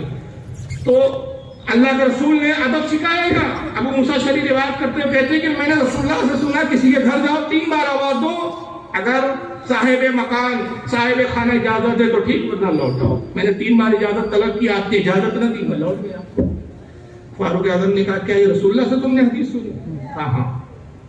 کہا میں پھر پوچھتا ہوں کیا تم نے رسول اللہ سے حدیث سنی؟ کہا ہاں امیر المومنین میں نے رسول اللہ سے حدیث سنی. آپ نے ابو موسیٰ اشعری کا ہاتھ پکڑا, کہا میرے ساتھ آؤ. مسجد نبوی میں آئے, مؤذن سے کہا اذان پکار. اذان کا ایک طریقہ یہ تھا کہ ایک نماز کے وقت اذان ہوتی تھی جیسے ہوتی ہے, تو نماز کے وقت ہو تو مسلمان سمجھ لیتے تھے کہ نماز کے لیے بلایا جا رہا ہے, اور اگر بے وقت اذان ہو تو لوگ سمجھ لیتے تھے کہ کوئی پیغام ہے, کوئی خبر ہے، کوئی بات چیت ہے، کوئی مشورہ ہے، مسلمانوں کو بلایا جا رہا ہے، کیونکہ اذان جو ہے نماز کے علاوہ تھی، لوگ سمجھ گئے کہ فاروق اعظم کی طرف سے بلاوا ہے، مسجد میں بھیڑ جمع ہو گئی۔ جب سب لوگ جمع ہو گئے، ابو موسیٰ اشعری رحمۃ اللہ علیہ حیران ہے کہ بھائی کیا معاملہ ہے، امیر المومنین میرے ساتھ ایسا کیوں کر رہے ہیں؟ بہرحال تو لوگ جمع ہو گئے تو آپ نے فرمایا لوگوں ذرا ابو موسیٰ اشعری سے سنو یہ کیا کہتا ہے، اب بیان کرو۔ ابو موسیٰ اشعری نے وہ حدیث پھر بیان کی۔ فاروق اعظم کہتے ہیں کہ تم میں سے کوئی گواہی دے سکتا ہے کہ یہ حدیث اس نے بھی سنی ہے؟ اس لیے کہ خدا کی قسم ابو موسیٰ اشعری نے ایک ایسی آج بات کی جس کو ہمارے کانوں نے نہیں سنا، ہمارے کان اس بات سے ناآشنا ہیں، ہم نہیں جانتے کہ رسول اللہ نے اس طرح کبھی فرمایا، کم از کم میں نے تو نہیں سنا۔ اگر تم میں سے کسی نے سنا ہو یہ بات تو ابو موسیٰ اشعری کی تصدیق کرے۔ اتفاق کی بات پورے مجمع میں کسی نے بھی حدیث نہیں سنی تھی، اس کے راوی تنہا ابو موسیٰ اشعری، اور ایک راوی سے حدیث آئے تو محدثین کی اصطلاح میں اس کو غریب کہتے ہیں، ضعیف کے درجے میں آتی ہے۔ حالانکہ صحابی کے بارے میں اصول ہے کہ صحابی ایک صحابی سے بھی آ جائے تو حدیث معتبر ہوتی ہے، صحابی کے علاوہ جو ہے کسی ایک راوی سے آئے تو اس کو غریب کہتے ہیں، اس پہ پھر ضعیف کا حکم لگا دیا جاتا ہے۔ تو کہا اور کوئی، کسی نے تصدیق نہیں کی۔ اب کہتے ہیں کہ ابو موسیٰ میں تجھے کچھ دن کی مہلت دیتا ہوں، غور و فکر کر، کوئی گواہ حاضر کر جو سچا اور سکا ہو۔ خدا کی قسم اگر تو نے گواہ پیش نہیں کیا تو رسول اللہ کی طرف جھوٹی نسبت اور تہمت اور جھوٹی بات منسوب کرنے کے جرم میں تجھ پہ کوڑے لگاؤں۔ ابو موسیٰ اشعری بزرگ صحابی، ضعیف ترین وہ صحابی، جوان نہیں تھے۔ ابو موسیٰ اشعری بڑے حیران کہ امیر المومنین اتنی سختی میرے ساتھ کر رہے ہیں۔ کچھ دیر سوچتے رہے، پھر اچانک خیال آتا، کہتے کہ حضور مجھے یاد آیا جس وقت رسول اللہ نے فرمایا میرے ساتھ عامر ابن عاص بھی تھے، تو عامر ابن عاص اس وقت مصر کے گورنر تھے، مصر کا اور مدینہ منورہ کہا وہ تو مصر میں، تو کہا پھر کیسے اس کی تصدیق ہوگی؟ تو کہا اجازت دیجیے کہ میں مصر جاؤں۔ کہا جاؤ سفر کرو۔ گھر آئے، اونٹ تیار کیا، سامان بار کیا، اور کئی دن کا سفر کر کے مصر پہنچتے۔ ایک حدیث کی تصدیق کے لیے سفر ہو رہا ہے جناب، اور جب مصر پہنچے ابو موسیٰ اشعری کے دار الخلافہ میں پہنچے، اور اس کے بعد جو خادم تھا دروازے کا، جو گیٹ کیپر، اس سے کہا جا ابو حضرت عمرو ابن عاص سے کہو۔ عمرو ابن عاص کیا پہنچے اور کہنا ابو موسیٰ اشعری ملنے آئے۔ حضرت عمرو ابن عاص کو اطلاع ہوئی، وہ باہر خوشی خوشی آئے، میرے بھائی مرحبا، تمہاری آمد مبارک ہو۔ کہا نہیں، میں اصل میں آپ سے ملاقات کے لیے نہیں آیا ہوں، صرف اس غرض سے آیا ہوں کہ رسول اللہ کی ایک حدیث مجھے یاد ہے کہ آپ بھی اس وقت موجود تھے جب حضور نے بیان کیا، میں بھی تھا، اس حدیث کی تصدیق کے لیے آیا ہوں۔ کہا کم از کم اونٹ سے ہے تو اتر جاؤ۔ کہا نہیں، میں اونٹ سے بھی نہیں اتروں گا۔ کہا ابو موسیٰ بڑی عجیب بات ہے۔ کہا حضور وہ ایک الگ بات ہے، بس آپ یہ بتائیں کہ رسول اللہ صلی اللہ علیہ وسلم نے ارشاد فرمایا کہ جب تم کسی کے گھر جاؤ 3 بار آواز دو، جواب ملے ٹھیک ورنہ نہ ہو جاؤ۔ اور مجھے خیال ہوتا ہے کہ اس وقت آپ بھی موجود تھے۔ اچھے سے یاد ہے کہ حضور صلی اللہ علیہ وسلم نے یہ بات فرمائی۔ کہا لکھ دیجیے۔ انہوں نے کہا مہمان خانے میں آؤ، کمرے میں آؤ، بیٹھو، کچھ کھا پی لو۔ کہا نہیں، میں یہیں ٹھیک ہوں، آپ لکھ کر لائیے۔ اس لیے کہ میں حدیث رسول کی تصدیق کی غرض سے آیا ہوں، کھانے پینے کی غرض سے نہیں آیا ہوں۔ اگر اللہ نے چاہا تو پھر کبھی آؤں گا، پھر مہمان نوازی ہوتی ہے۔ ابھی نصیب اس لیے آیا۔ چنانچہ عمرو ابن عاص نے تحریر لکھی اور کہا کہ میں تصدیق کرتا ہوں کہ ابو موسیٰ اشعری نے رسول اللہ کی طرف سے جو حدیث بیان کی حضور سے میں نے بھی سنی۔ مور لگائی، دستخط کی، تحریر دے دی۔ ابو موسیٰ اشعری پھر لوٹ کر آتے حضرت فاروق اعظم امیر المومنین رضی اللہ تعالیٰ عنہ کو تحریر پیش کی۔ پھر اذان ہوتی ہے، پھر لوگ جمع ہوتے ہیں، اور پھر فاروق اعظم کہتے ہیں کہ دیکھو لوگوں کہ ہم ابو موسیٰ اشعری تصدیق لائے ہیں، اس حدیث کا ایک راوی عمرو ابن عاص ہے، اور اب ہم یقین کرتے ہیں کہ رسول اللہ کی طرف جو نسبت کی گئی ہے اس حدیث کی صحیح ہے۔ اور اس کے بعد کہتے ہیں ابو موسیٰ مجھے معاف کرنا، یہ بات نہیں ہے کہ میں تم پہ شک کر رہا تھا، شبہ تھا مجھے تمہارے سچائی پر، میں نے صرف یہ سند و دلیل اس لیے قائم کی کہ لوگ جان لیں کہ یہ فاروق اعظم کا دور خلافت ہے۔ اگر کسی نے رسول اللہ کی طرف ایک بھی جھوٹی حدیث بیان کرنے کی کوشش کی تو عمر ابن خطاب اس کو وہ سزا دے گا جو چوروں کی سزا ہوا ہے۔ صرف یہ سند کہ جب رسول اللہ کی طرف نسبت کر کے کوئی حدیث بیان کرو تو بہت سوچ سمجھ کے بیان کرو۔ یہی وجہ ہے کہ کسی نے حضرت ابو بکر صدیق سے پوچھا کہ ابو بکر کیا بات ہے کہ آپ رسول اللہ کے طرح گہرے ساتھی ہیں، آپ غار یار ہیں، آپ مکہ میں حضور کے ساتھ ہی رہے، مدینے میں حضور کی صحبت میں رہے، سب سے زیادہ حضور صلی اللہ علیہ وسلم کی صحبت آپ نے اٹھائی، مگر ہم دیکھتے ہیں کہ رسول اللہ کی بہت کم حدیثیں آپ روایت کرتے ہیں۔ تو حضرت ابوبکر صدیق فرماتے ہیں کہ خدا کی قسم میں نے تم سب سے زیادہ رسول اللہ سے باتیں سنی، مگر صرف احتیاط کرتا ہوں کہ حضور نے جن جملوں میں حدیث بیان کی اگر میرے جملوں میں فرق آ جائے، اگرچہ مفہوم وہی ہو، میں اس کو بھی حدیث میں تحریف جانتا ہوں، اس لیے میں اس خوف سے کہ تحریف حدیث کا الزام مجھ پر عائد نہ ہو جائے اور رسول اللہ کی طرف جھوٹی نسبت یا جھوٹے جملے نسبت کرنے کی تہمت مجھ پہ نہ لگ جائے، یہی وجہ ہے کہ میں رسول اللہ کی حدیثوں کو زیادہ بیان نہیں کرتا۔ یہ بڑے بڑے صحابہ کی احتیاط تھی۔ تو اتنے محتاط طریقے سے یہ دین ہمارے پاس آیا ہے، اتنے آیا ہے، تب یہ وجہ ہے کہ آج دین اتنا محفوظ ہے۔ رسول اللہ کی ایک حدیث کے بارے میں محدثین کے باقاعدہ احکام ہیں اور حدیثوں کو پرکھنے کے لیے جرح و تعدیل کے فن کو باقاعدہ مرتب کیا گیا ہے، اسماء و رجال کے فن کو مرتب کیا گیا ہے، سارے راویوں کے حالاتوں کو جمع کیا، کون تھے، کہاں پیدا ہوئے، کیسے تھے، سچے تھے، جھوٹے تھے، ضعیف تھے، کمزور تھے، کس طرح کے تھے، حافظہ کیسا تھا، کس سے نے حاصل کیا، سارے علوم کو جمع کیا گیا، ساری معلومات کو جمع کیا اور پھر ان راویوں کی پرکھوں کی بنیاد پر باقاعدہ حدیثوں کے احکام بنائے گئے کہ بھائی اس طرح کا راوی ہو تو اس حدیث کو کیا کہا جائے گا، کس حدیث کو بہترین اور صحیح قرار دیا جائے گا، کس کو حسن قرار دیا جائے گا، کس کو کس درجے میں قرار دیا جائے گا۔ یہ اتنی محنت علماء نے کیوں کی؟ اس لیے کہ رسول اللہ صلی اللہ علیہ وسلم نے جو دین ہم تک لایا ہے، سرکار کے جو فرامین ہے کا ہو بہو کما حقہ جیسے نبی نے بتایا ویسے ہی احکام ہم تک باقاعدہ اسی طرح سے۔ اور اللہ تعالیٰ نے ایسے ایسے عالم پیدا کیے، ایسے ایسے علماء پیدا کیے کہ اگر ان کی زندگی پر گفتگو کرے تو یہ راتیں چھوٹی اور ناتمام ہیں۔ اور بھی ہے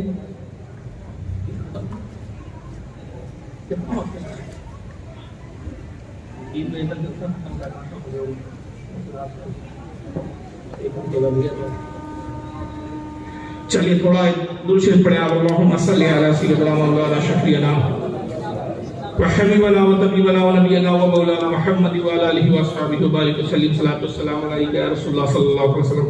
اچھا، پھر حدیث کے احکام کے ساتھ ساتھ اس کی صحت کے ساتھ ساتھ ایک فن اور اس کے ساتھ رکھا گیا ہے درایت کہ راوی اگر سچا بھی ہو لیکن اگر ایسی بات بیان کرے کہ رسول اللہ صلی اللہ علیہ وسلم کی شان میں تنقیص ہوتی ہو، اس روایت کو قبول نہیں کیا جائے۔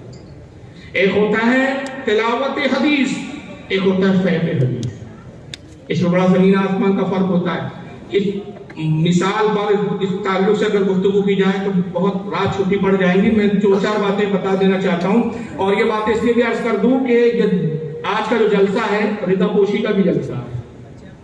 ہمارے قوم کی کچھ بچیاں ہیں جو عالمہ فاضلہ بن کر آج فارغ التحصیل ہو جائیں گی، تو لڑکیوں کی تعلیم کا کیا معیار ہے، کیا ضروری ہے، آپ کو معلوم ہونا چاہیے کہ حضور صلی اللہ علیہ وسلم کے بعد صحابہ کرام کی جماعت میں سب سے بڑی فقیہ کون تھی آپ جانتے ہیں؟ فقیہ تو بہت ہوئے ہیں، مگر تاریخ میں جب فقیہ کے حوالے سے ہم دیکھتے ہیں تو ایک ایسی بڑی فقیہ کہ بڑے بڑے جلیل القدر صحابہ ان سے اصلاح لیتے تھے، حدیثوں کو سمجھتے تھے، وہ تھے ام المومنین حضرت عائشہ صدیقہ رضی اللہ عنہا۔ اور آج الزام لگاتے ہیں نا لوگ کہ حضور نے کم سی لڑکی سے کیوں شادی کی، 9 سال کی عمر میں بدائی ہوئی، 6 سال میں شادی کی۔ اس پہ بامبے میں میرا بھی بیچ میں پروگرام ہوا تھا، نیٹ پہ موجود ہے باقاعدہ، یہ جو کبھی بدبخت پیدا ہوا جو مرتد ہو گیا، کیا نام ہے، کون سا رضوی ہے، وہ رضوی ہے یا رضوی بھی نہیں ہے، وسیم رضوی، اس کی کتاب ہے نا محمد، اس کے اندر معاذ اللہ میں نے اس کی کتاب کا اس میں پوسٹ مارٹم کیا ہے، نیٹ پر تقریر ڈلی ہوئی ہے، اور میں نے ہندو گرنتھوں سے حوالے دیے کہ ذرا اپنے گھر کا جائزہ لو کہ تمہارے یہاں سیتا ماتا جو ہے آپ کی، ان کی کتنی عمر میں شادی کی، کرشن جی نے کتنی عمر میں کتنی شادیاں کی، رام کے جو والد صاحب تھے ان کی کتنی پتنیاں تھی، کن کن عمروں میں شادی کی تھی، پورے حوالے غیر مسلم کے اس میں دیے۔ سب سے بڑا اس نے جو الزام لگایا وسیم رضوی نے، اس میں بدبخت لکھتا ہے کہ محمد نے 6 سال کی بچی سے شادی کی، محمد سپر مین آف سیکس تھا،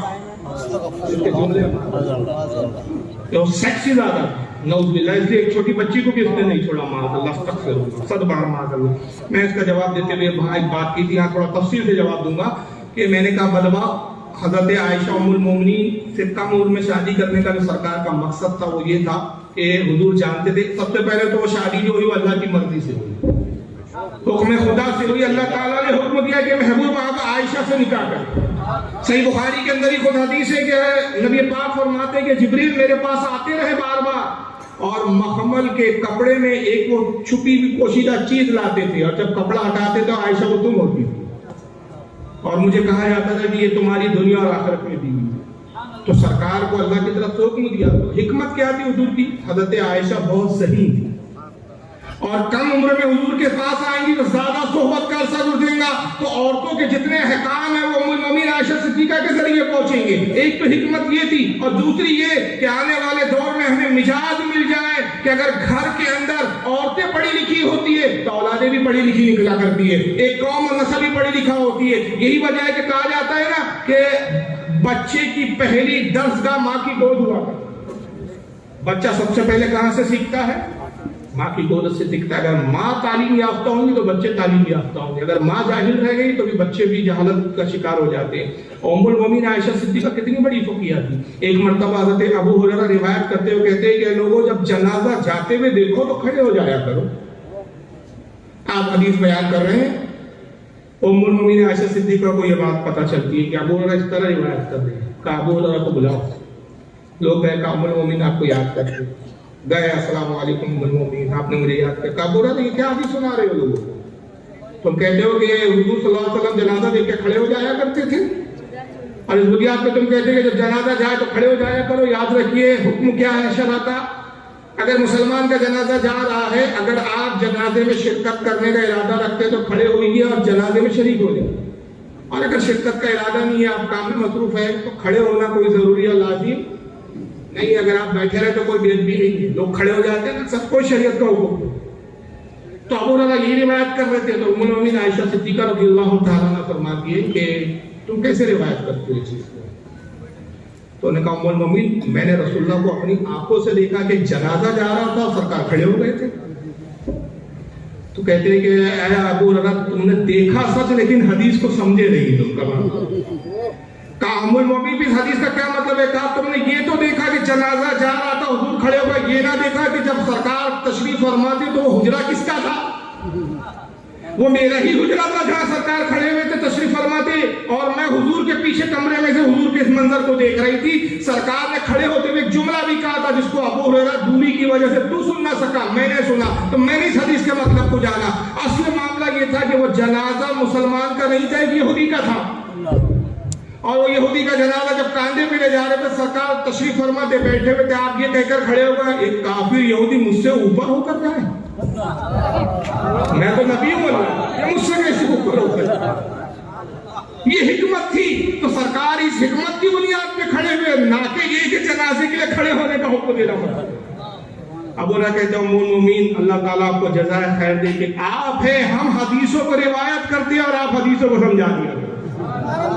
تو ایک ہوتا ہے تلاوت حدیث، ایک ہوتا ہے فہم حدیث۔ ہم امام اعظم ابو حنیفہ کو کیوں مانتے ہیں؟ اور کل امام اعظم کی ولادت کی شب تھی، کل وفات تھی، کل عرس کی تاریخ تھی، اور آج ہم ان کا بھی تھوڑا ذکر ہو، تو ہم امام اعظم کو کیوں مانتے ہیں؟ ہم فقہ کرام کو کیوں مانتے ہیں؟ اس لیے کہ ہم حدیث تو تلاوت کر سکتے ہیں، حدیث کا فہم ہمیں نہیں ہے۔ حدیث کا فہم کہاں ملے گا؟ وہ فقیہ کی بارگاہ میں حاضر ہونے سے ملے گا، ان کے غلامی ملے گا کہ فقہات اور ہوتی ہے، تلاوت حدیث اور ہوتا ہے، فہم حدیث اور ہوتا ہے، روایت اور ہوتی ہے، درایت اور ہوتی ہے۔ اور ائمہ وہ تھے جو فہم حدیث تھے کے کامل تھے، جو درایت کے اصولوں کو جانتے تھے۔ یہی وجہ ہے کہ امام اعظم ابو حنیفہ کی جب ہم فقہ کو دیکھتے ہیں تو ایک ایک حدیث کی کیوں امام ابو حنیفہ نے اس سے حکم صادر کیے، تو وہ ایسے ایسے نکات ہے کہ علماء کی عقل دنگ رہ جاتی ہے۔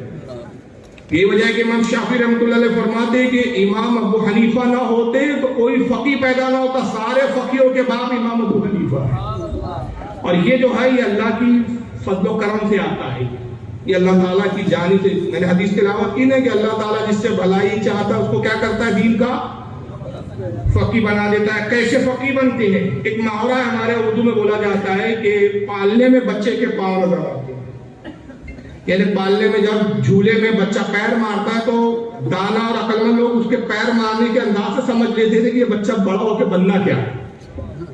دانا لوگ ہم نہیں سمجھ پاتے۔ ایک بہت بڑے وقت کے امام ہے حضرت قتادہ رضی اللہ عنہ، بہت بڑے محدث، یہ ایک مرتبہ کوفہ آتے ہیں اور امام ابو حنیفہ کمسینی کا آنا، اعلان ہوتا ہے کہ کوفہ کی جامع مسجد میں حضرت قتادہ رضی اللہ تعالیٰ عنہ آج واز کریں گے، خطاب کریں۔ بڑے بڑے علماء محدثین قلم و طوال لکھ کے پہنچ گئے تو جو کچھ بیان کریں گے، جو کچھ حدیث بیان کریں گے، ہم سب لکھ لیں گے۔ امام ابو حنیفہ رضی اللہ تعالیٰ عنہ کے والد صاحب حضرت ثابت، وہ بھی اس بات میں جاتے ہیں۔ حضرت امام ابو حنیفہ نے، ان کا نام تھا نعمان، ابو حنیفہ کنیت ہے، انہوں نے بھی ضد کی کہ ابا جان مجھے بھی ساتھ لے لیجیے، کہا چلو بیٹا۔ تو بہت بجمع تھا، بھیڑ جمع ہو گئی تھی، مسجد کھچاکھچ بھری تھی، پیچھے جگہ ملی، چنانچہ چھوٹے بچے بھی تھے جو پیچھے بچوں میں جا کے امام ابو حنیفہ بیٹھ گئے۔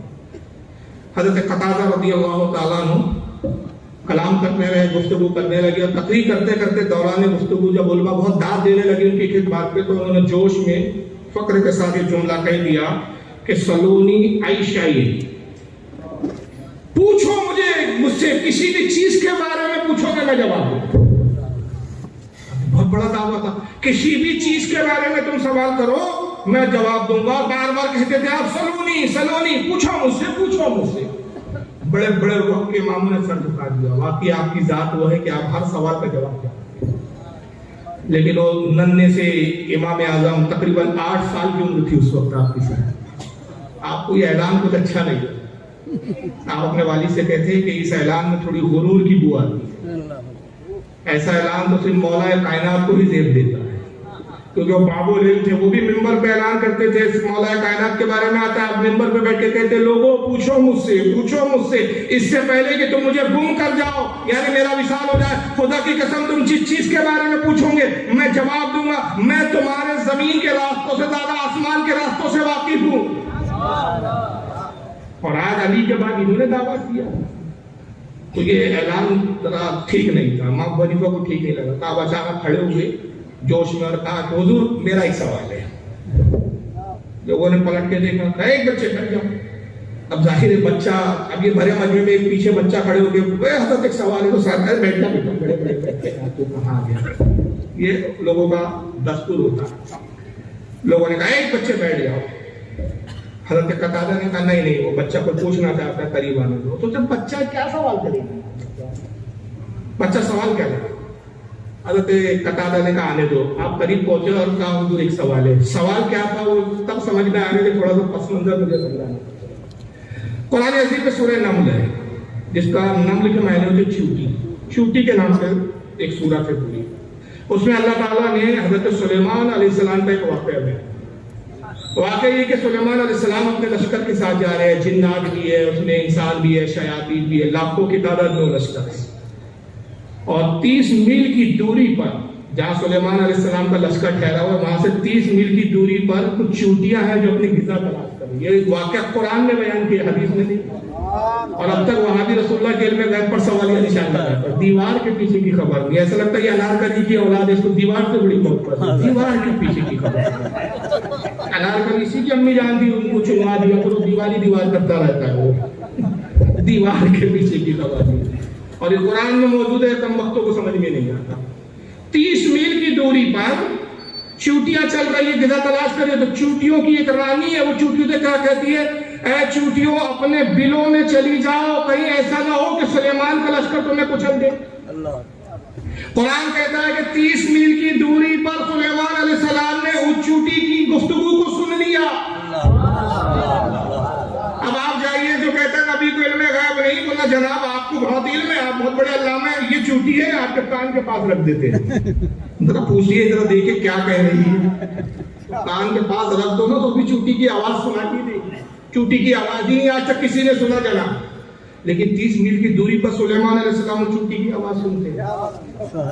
اور اس کے بعد آپ مسکراتے ہیں، قرآن کہتا ہے کہ سلیمان مسکرا پڑے اس کے کلام پر، اس کے بل کے بعد تشریف لائے، ساری چوٹیاں بل میں چلے گئی تھی، آپ نے اس کو نام لے کر مخاطب کیا۔ اللہ کا نبی چوٹی کا نام بھی جانتا ہے، نام لے کے مخاطب کیا اور کہا بہارا، چوٹی بہار آئی، بڑے ادب سے سلام کیا، کہا حضور کیسے یاد کیا، کہا تم نے کیسے کہا کہ سلیمان کا لشکر کچل دے گا۔ چوٹی کا جواب سنیے، چوٹی کہتی ہے حضور برا نہ مانے، آپ تو اللہ کے نبی ہے، ہر چیز آپ کے ظاہر اور آپ کے لیے باطن اور ظاہر سب یکساں ہے، مگر آپ کے لشکر میں ہر کوئی نبی تھوڑی ہے، وہ تو یقیناً ہمیں کچل لیتا، جناب سلیمان علیہ السلام خوش ہوئے، کہا تیرا جواب بڑا پسند آیا ہمیں، فرمایا آج تمام تم چوٹیوں کے جتنی تمہاری برادری کے لوگ ہیں سب کی دعوت ہماری طرف سے ہے، ان کے بلوں میں مٹھائیاں اور میٹھی چیزیں رکھو۔ تو اللہ تعالیٰ نے چوٹی کا واقعہ قرآن میں بیان کیا۔ میں یہاں بھی ایک نقطہ ذہن میں آ رہا بولتا چلو، سلیمان علیہ السلام تو نبی تھے، میں کہتا ہوں 30 میل کیا 30,000 میل کی دوری پر بھی چوٹی گفتگو کرتی تو آپ سن لیتے۔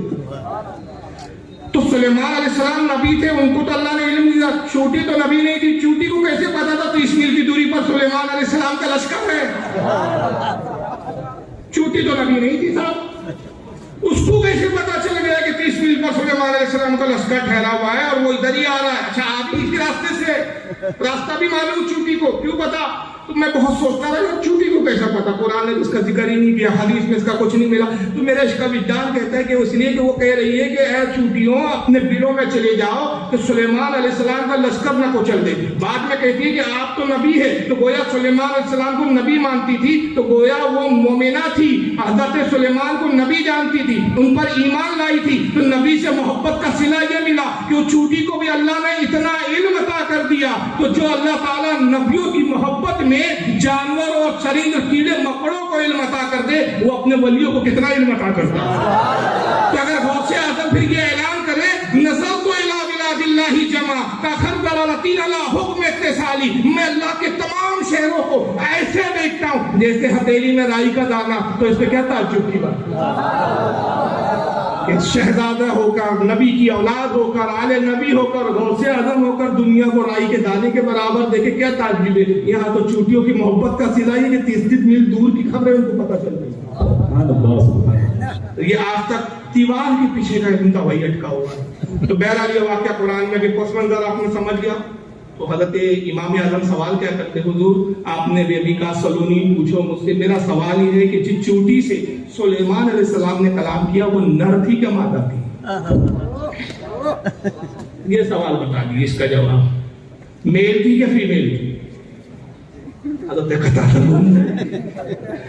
بھائی کیسے پتا؟ چوٹی تو چوٹی ہوتی ہے، اگر میں آپ کے سامنے چوٹی رکھ دوں اور کہو جناب ذرا دیکھیے نا مادہ ہے کہ نر، سمجھ نہیں آئے گا یہ مادہ ہے کہ نر ہے۔ اللہ جانے، اب جو سائنٹسٹ ہو وہ بھی جب مائکروسکوپ میں دیکھے گا تو بتا پائے گا، ایسی کھلی آنکھ سے کوئی جان ہی نہیں سکتا۔ حضرت قتادہ خاموش، کہا بچے یہ سوال ٹھیک نہیں ہے تمہارا، کہا سوال بھی ٹھیک ہے، اس کا جواب بھی ہے، یہ کہیے کہ آپ کو جواب معلوم نہیں۔ تو کہا ہاں یہ سوال کا جواب میں نہیں جانتا۔ کہا پھر آپ کو زیب نہیں دیتا کہ کہنا سلونی ای شیئن، جس چیز کے بارے میں چاہو مجھ سے پوچھ لو، کہ آپ کو زیب نہیں دیتا؟ کہا بچے مجھ سے غلطی ہو گئی رجوع۔ بتائیے جو امام وقت، ہمارا امام 8 سال کی عمر میں اتنے وقت کے بڑے امام کو رجوع کروا رہا ہے، کیا علم ہوگا ہمارے امام یار؟ اس لیے تو لوگوں نے امام اعظم کہا، یہ امام اعظم نہیں کہا۔ آپ نے فرمایا سنیے حضرت وہ چوٹی مادہ تھی، کا دلیل کیا ہے؟ کا دلیل تو قرآن میں اللہ فرماتا ہے قالت نملتن، اللہ تعالیٰ قالت سے خطاب کر رہا ہے اس کے لیے، قالت اور قالا اور قالا میں فرق ہوتا ہے، جب مرد کہتا ہے تو عربی میں کہا جاتا ہے قالا، اور جب عورت کہتی ہے تو لفظ آتا ہے قالت، اور مرد کے لیے 2 زبرات پیش آتے، اگر وہ مادہ نر ہوتی تو قالا نملن ہوتا، وہ مادہ تھی اس لیے قالت نملتن آیا ہے۔ قرآن کے قالت اور نملتن کے صیغے میں بتا دیا جو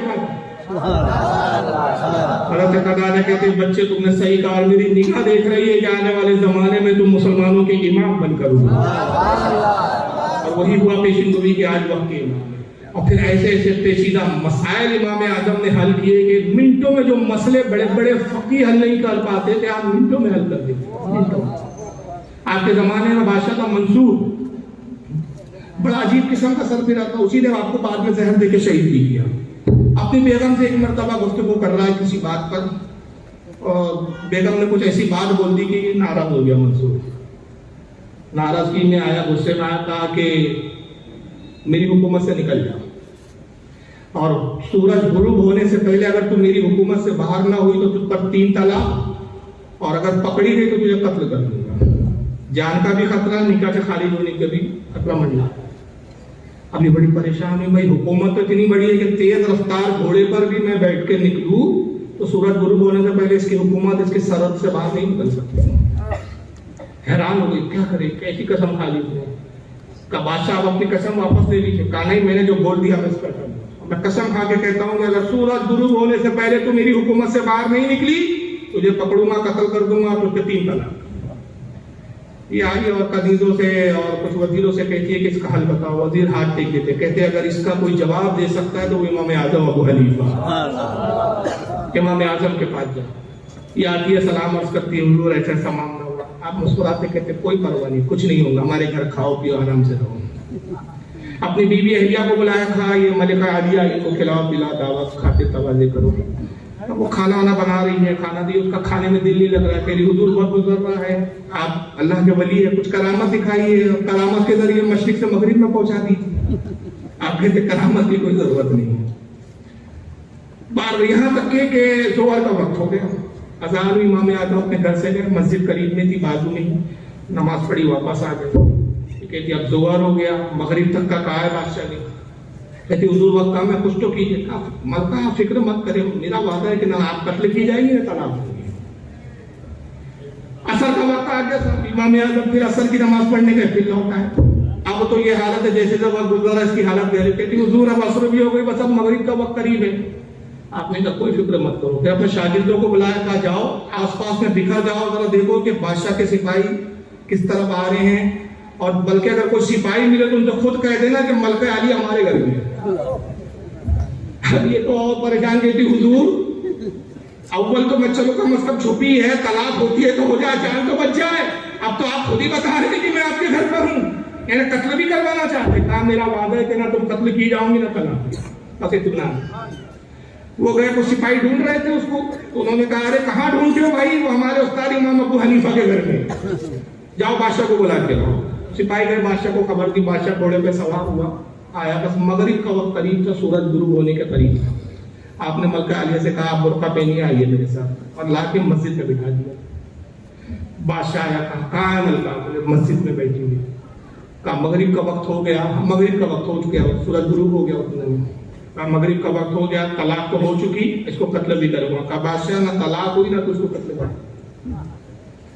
کہا میں نے قسم کھائی ہے۔ کہا تیری قسم بھی اپنی جگہ، لیکن نہ طلاق ہوئی نہ تو قتل کر سکتا۔ کہا کیسے؟ کہا اپنی قسم کو دوہرا۔ کہا میں نے قسم یہ کھائی کہ اگر مغرب کے بعد اگر تو میری حکومت کے باہر تک نہ گئی، مغرب سے پہلے تک میری حکومت سے نکل جا، اگر مغرب کے بعد پکڑی گئی تو میں تجھے قتل کر دوں گا۔ تو کہا تم نے یہی قسم کھائی؟ یہ جس جگہ بیٹھی ہے یہاں تیری حکومت نہیں، یہ اللہ کا گھر ہے، یہاں اللہ کی حکومت ہے۔ اگر تجھے یہاں اپنی حکومت کا دعویٰ ہے تو کہتا حضور نہیں، آپ نے سچ فرمایا، یہاں میری حکومت۔ کہا یہ نہ تیری حکومت میں ہے نہ تیرے علاقے میں ہے، لہذا اپنی قسم کا کفارہ دے اور اپنی بیوی سے راضی ہو کر اس کو لے جا۔ اس نے کہا واقعی امام ابو حنیفہ جب تک آپ ہیں ہم فلاح پاتے ہیں۔ تو اس طرح کے بے شمار واقعات ہیں امام اعظم ابو حنیفہ کے، امام شافعی کے اگر آپ دیکھیں تو ایسے بے شمار ہے۔ تو بہرحال یہ فقہات، یہ ائمہ کی دانش مندیاں، یہ علم، یہ سب چیزیں ہم تک جس ذریعے پہنچی بڑی محنتوں کے بعد، دوستوں کے بعد، اور یہ چیزیں اماموں سے جن تک پہنچی وہ ہمارے مدارس اسلامیہ ہیں۔ یہی چیزیں مدرسوں میں بچوں کو پڑھائی جاتی ہے، یہی دینی مسائل ہی نہیں بلکہ دنیا کے بھی مسائلوں کا اسلام کے اندر موجود ہے، اور یہی دین ہم جو طلبہ یہاں سے نکلتے ہیں، عالم دین بنتے ہیں، جو معلمات نکلتی ہیں اور جو عالمہ بن کے فارغ ہوتی ہے، یہی معلمات اور عالمہ ہے جو ہم تک، ہماری ماں بہنوں تک دین پہنچاتی ہے۔ تو شرعی ہماری ذمہ داری ہے کہ ہم ایسے اداروں کو مضبوط کریں، مالی تعاون سے، اور بلکہ یہ میں اکثر بولتا ہوں جہاں اس طرح کے جلسوں میں جانا ہوتا ہے کہ اگر اللہ تعالیٰ نے کسی کو ایک سے زائد بیٹے دیے تو کم از کم ایک بیٹے کو عالم کرو۔ اور آج کے حالات کے طور پر میں ایک جملہ بڑھا کے کہتا ہوں، ایسا عالم بناؤ کہ صرف مسجد کی امامت پر ہو انحصار نہ ہو، مدرسے کے پڑھانے پر انحصار نہ ہو، بلکہ عالم دین اور اتنی صلاحیت مند عالم دین بنے کہ اگر کسی مسجد میں امامت نہیں ملتی ہے یا مدرسے میں کسی جگہ نہیں ملتی ہے، خود تجارت کرے، خود دین کی خدمت بھی کرے اور الٹا دین کے لیے اپنے جیب سے پیسہ لگائے۔ ایسا عالم دین بنا، اس لیے کہ اگر ایک عالم دین بھی بن گیا نا، اس کی فضیلت اور اس کی برکتیں کتنی ہیں۔ آقا صلی اللہ تعالیٰ علیہ وسلم کی حدیث پاک ہے، حضور فرماتے ہیں قیامت کے دن اللہ تعالیٰ عابدوں سے فرمائے نا جنت میں چلے جاؤ، تمہاری عبادت قبول ہوئی، جنت دے دی گئی تمہیں۔ زاہدوں سے کہا جائے گا تمہارا زہد و تقوی قبول ہے، جاؤ جنت میں چلے جاؤ۔ تاجر سے کہا جائے گا تم نے تجارت میں دیانتداری کی، ہم نے قبول کیا، جنت میں داخل ہو جاؤ۔ روزہ دار سے کہا جائے گا تیرے روزے قبول ہوئے، جنت میں چلا جاؤ۔ ہر کسی کو جنت میں بھیجا جاتا رہے گا۔ آقا आका फरमाते जब मेरी उम्मत का आलिम का नंबर आएगा, अल्लाह फरमाएगा कि रुक जा, ठहर जा। आलिम दीन घबरा जाएगा, कहेगा मौला आबिद को जन्नत दे दी, साहिब को जन्नत दे दी, रोजेदार को जन्नत दे दी, नमाजी को जन्नत दे दी। मैं तेरे नबी पाक सल्लल्लाहु अलैहि वसल्लम की हदीसों का खादिम था, तेरे दीन का खिदमतगार था, मुझे रोक दिया गया। रब्बे कायनात, क्या मेरे लिए जन्नत नहीं है? रब फरमाएगा कि ऐ आलिम दीन, है मेरे मोहम्मद सल्लल्लाहु अलैहि वसल्लम, मेरे महबूब के उम्मत के आलिम, गम न कर, इसलिए नहीं रोका गया कि तेरी बख्शिश मंजूर नहीं, रोका इसलिए गया अगर तू चला गया तो गुनाहगारों का क्या होगा? तू शफाअत कर, तू जितनों की शफाअत करेगा मैं कबूल करने वाला। आका फरमाते हैं कि वालिम शफाअत करेंगे और कहेगा मौला मैं कितनों की शफाअत करूं, कितनी दावत? रब फरमाएगा जब तक जी चाहे, अगर किसी ने तुझ पर जर्रा बराबर भी एहसान किया, आज उस एहसान का बदला चुका है। तो इसलिए एक मिसाल हदीस में आती है, हुजूर फरमाते हैं कि आलिम कैसों की भी शफाअत करेगा। कैसे कैसों की शफाअत करेगा? अपनी नस्ल, अपने खानदान की 7 पीढ़ियों की तो शफाअत करेगा। अपने खानदान की 7 पीढ़ियां, सिर्फ खानदान की 7 पीढ़ियां, 7 पूर्वज तक शफाअत करेगा।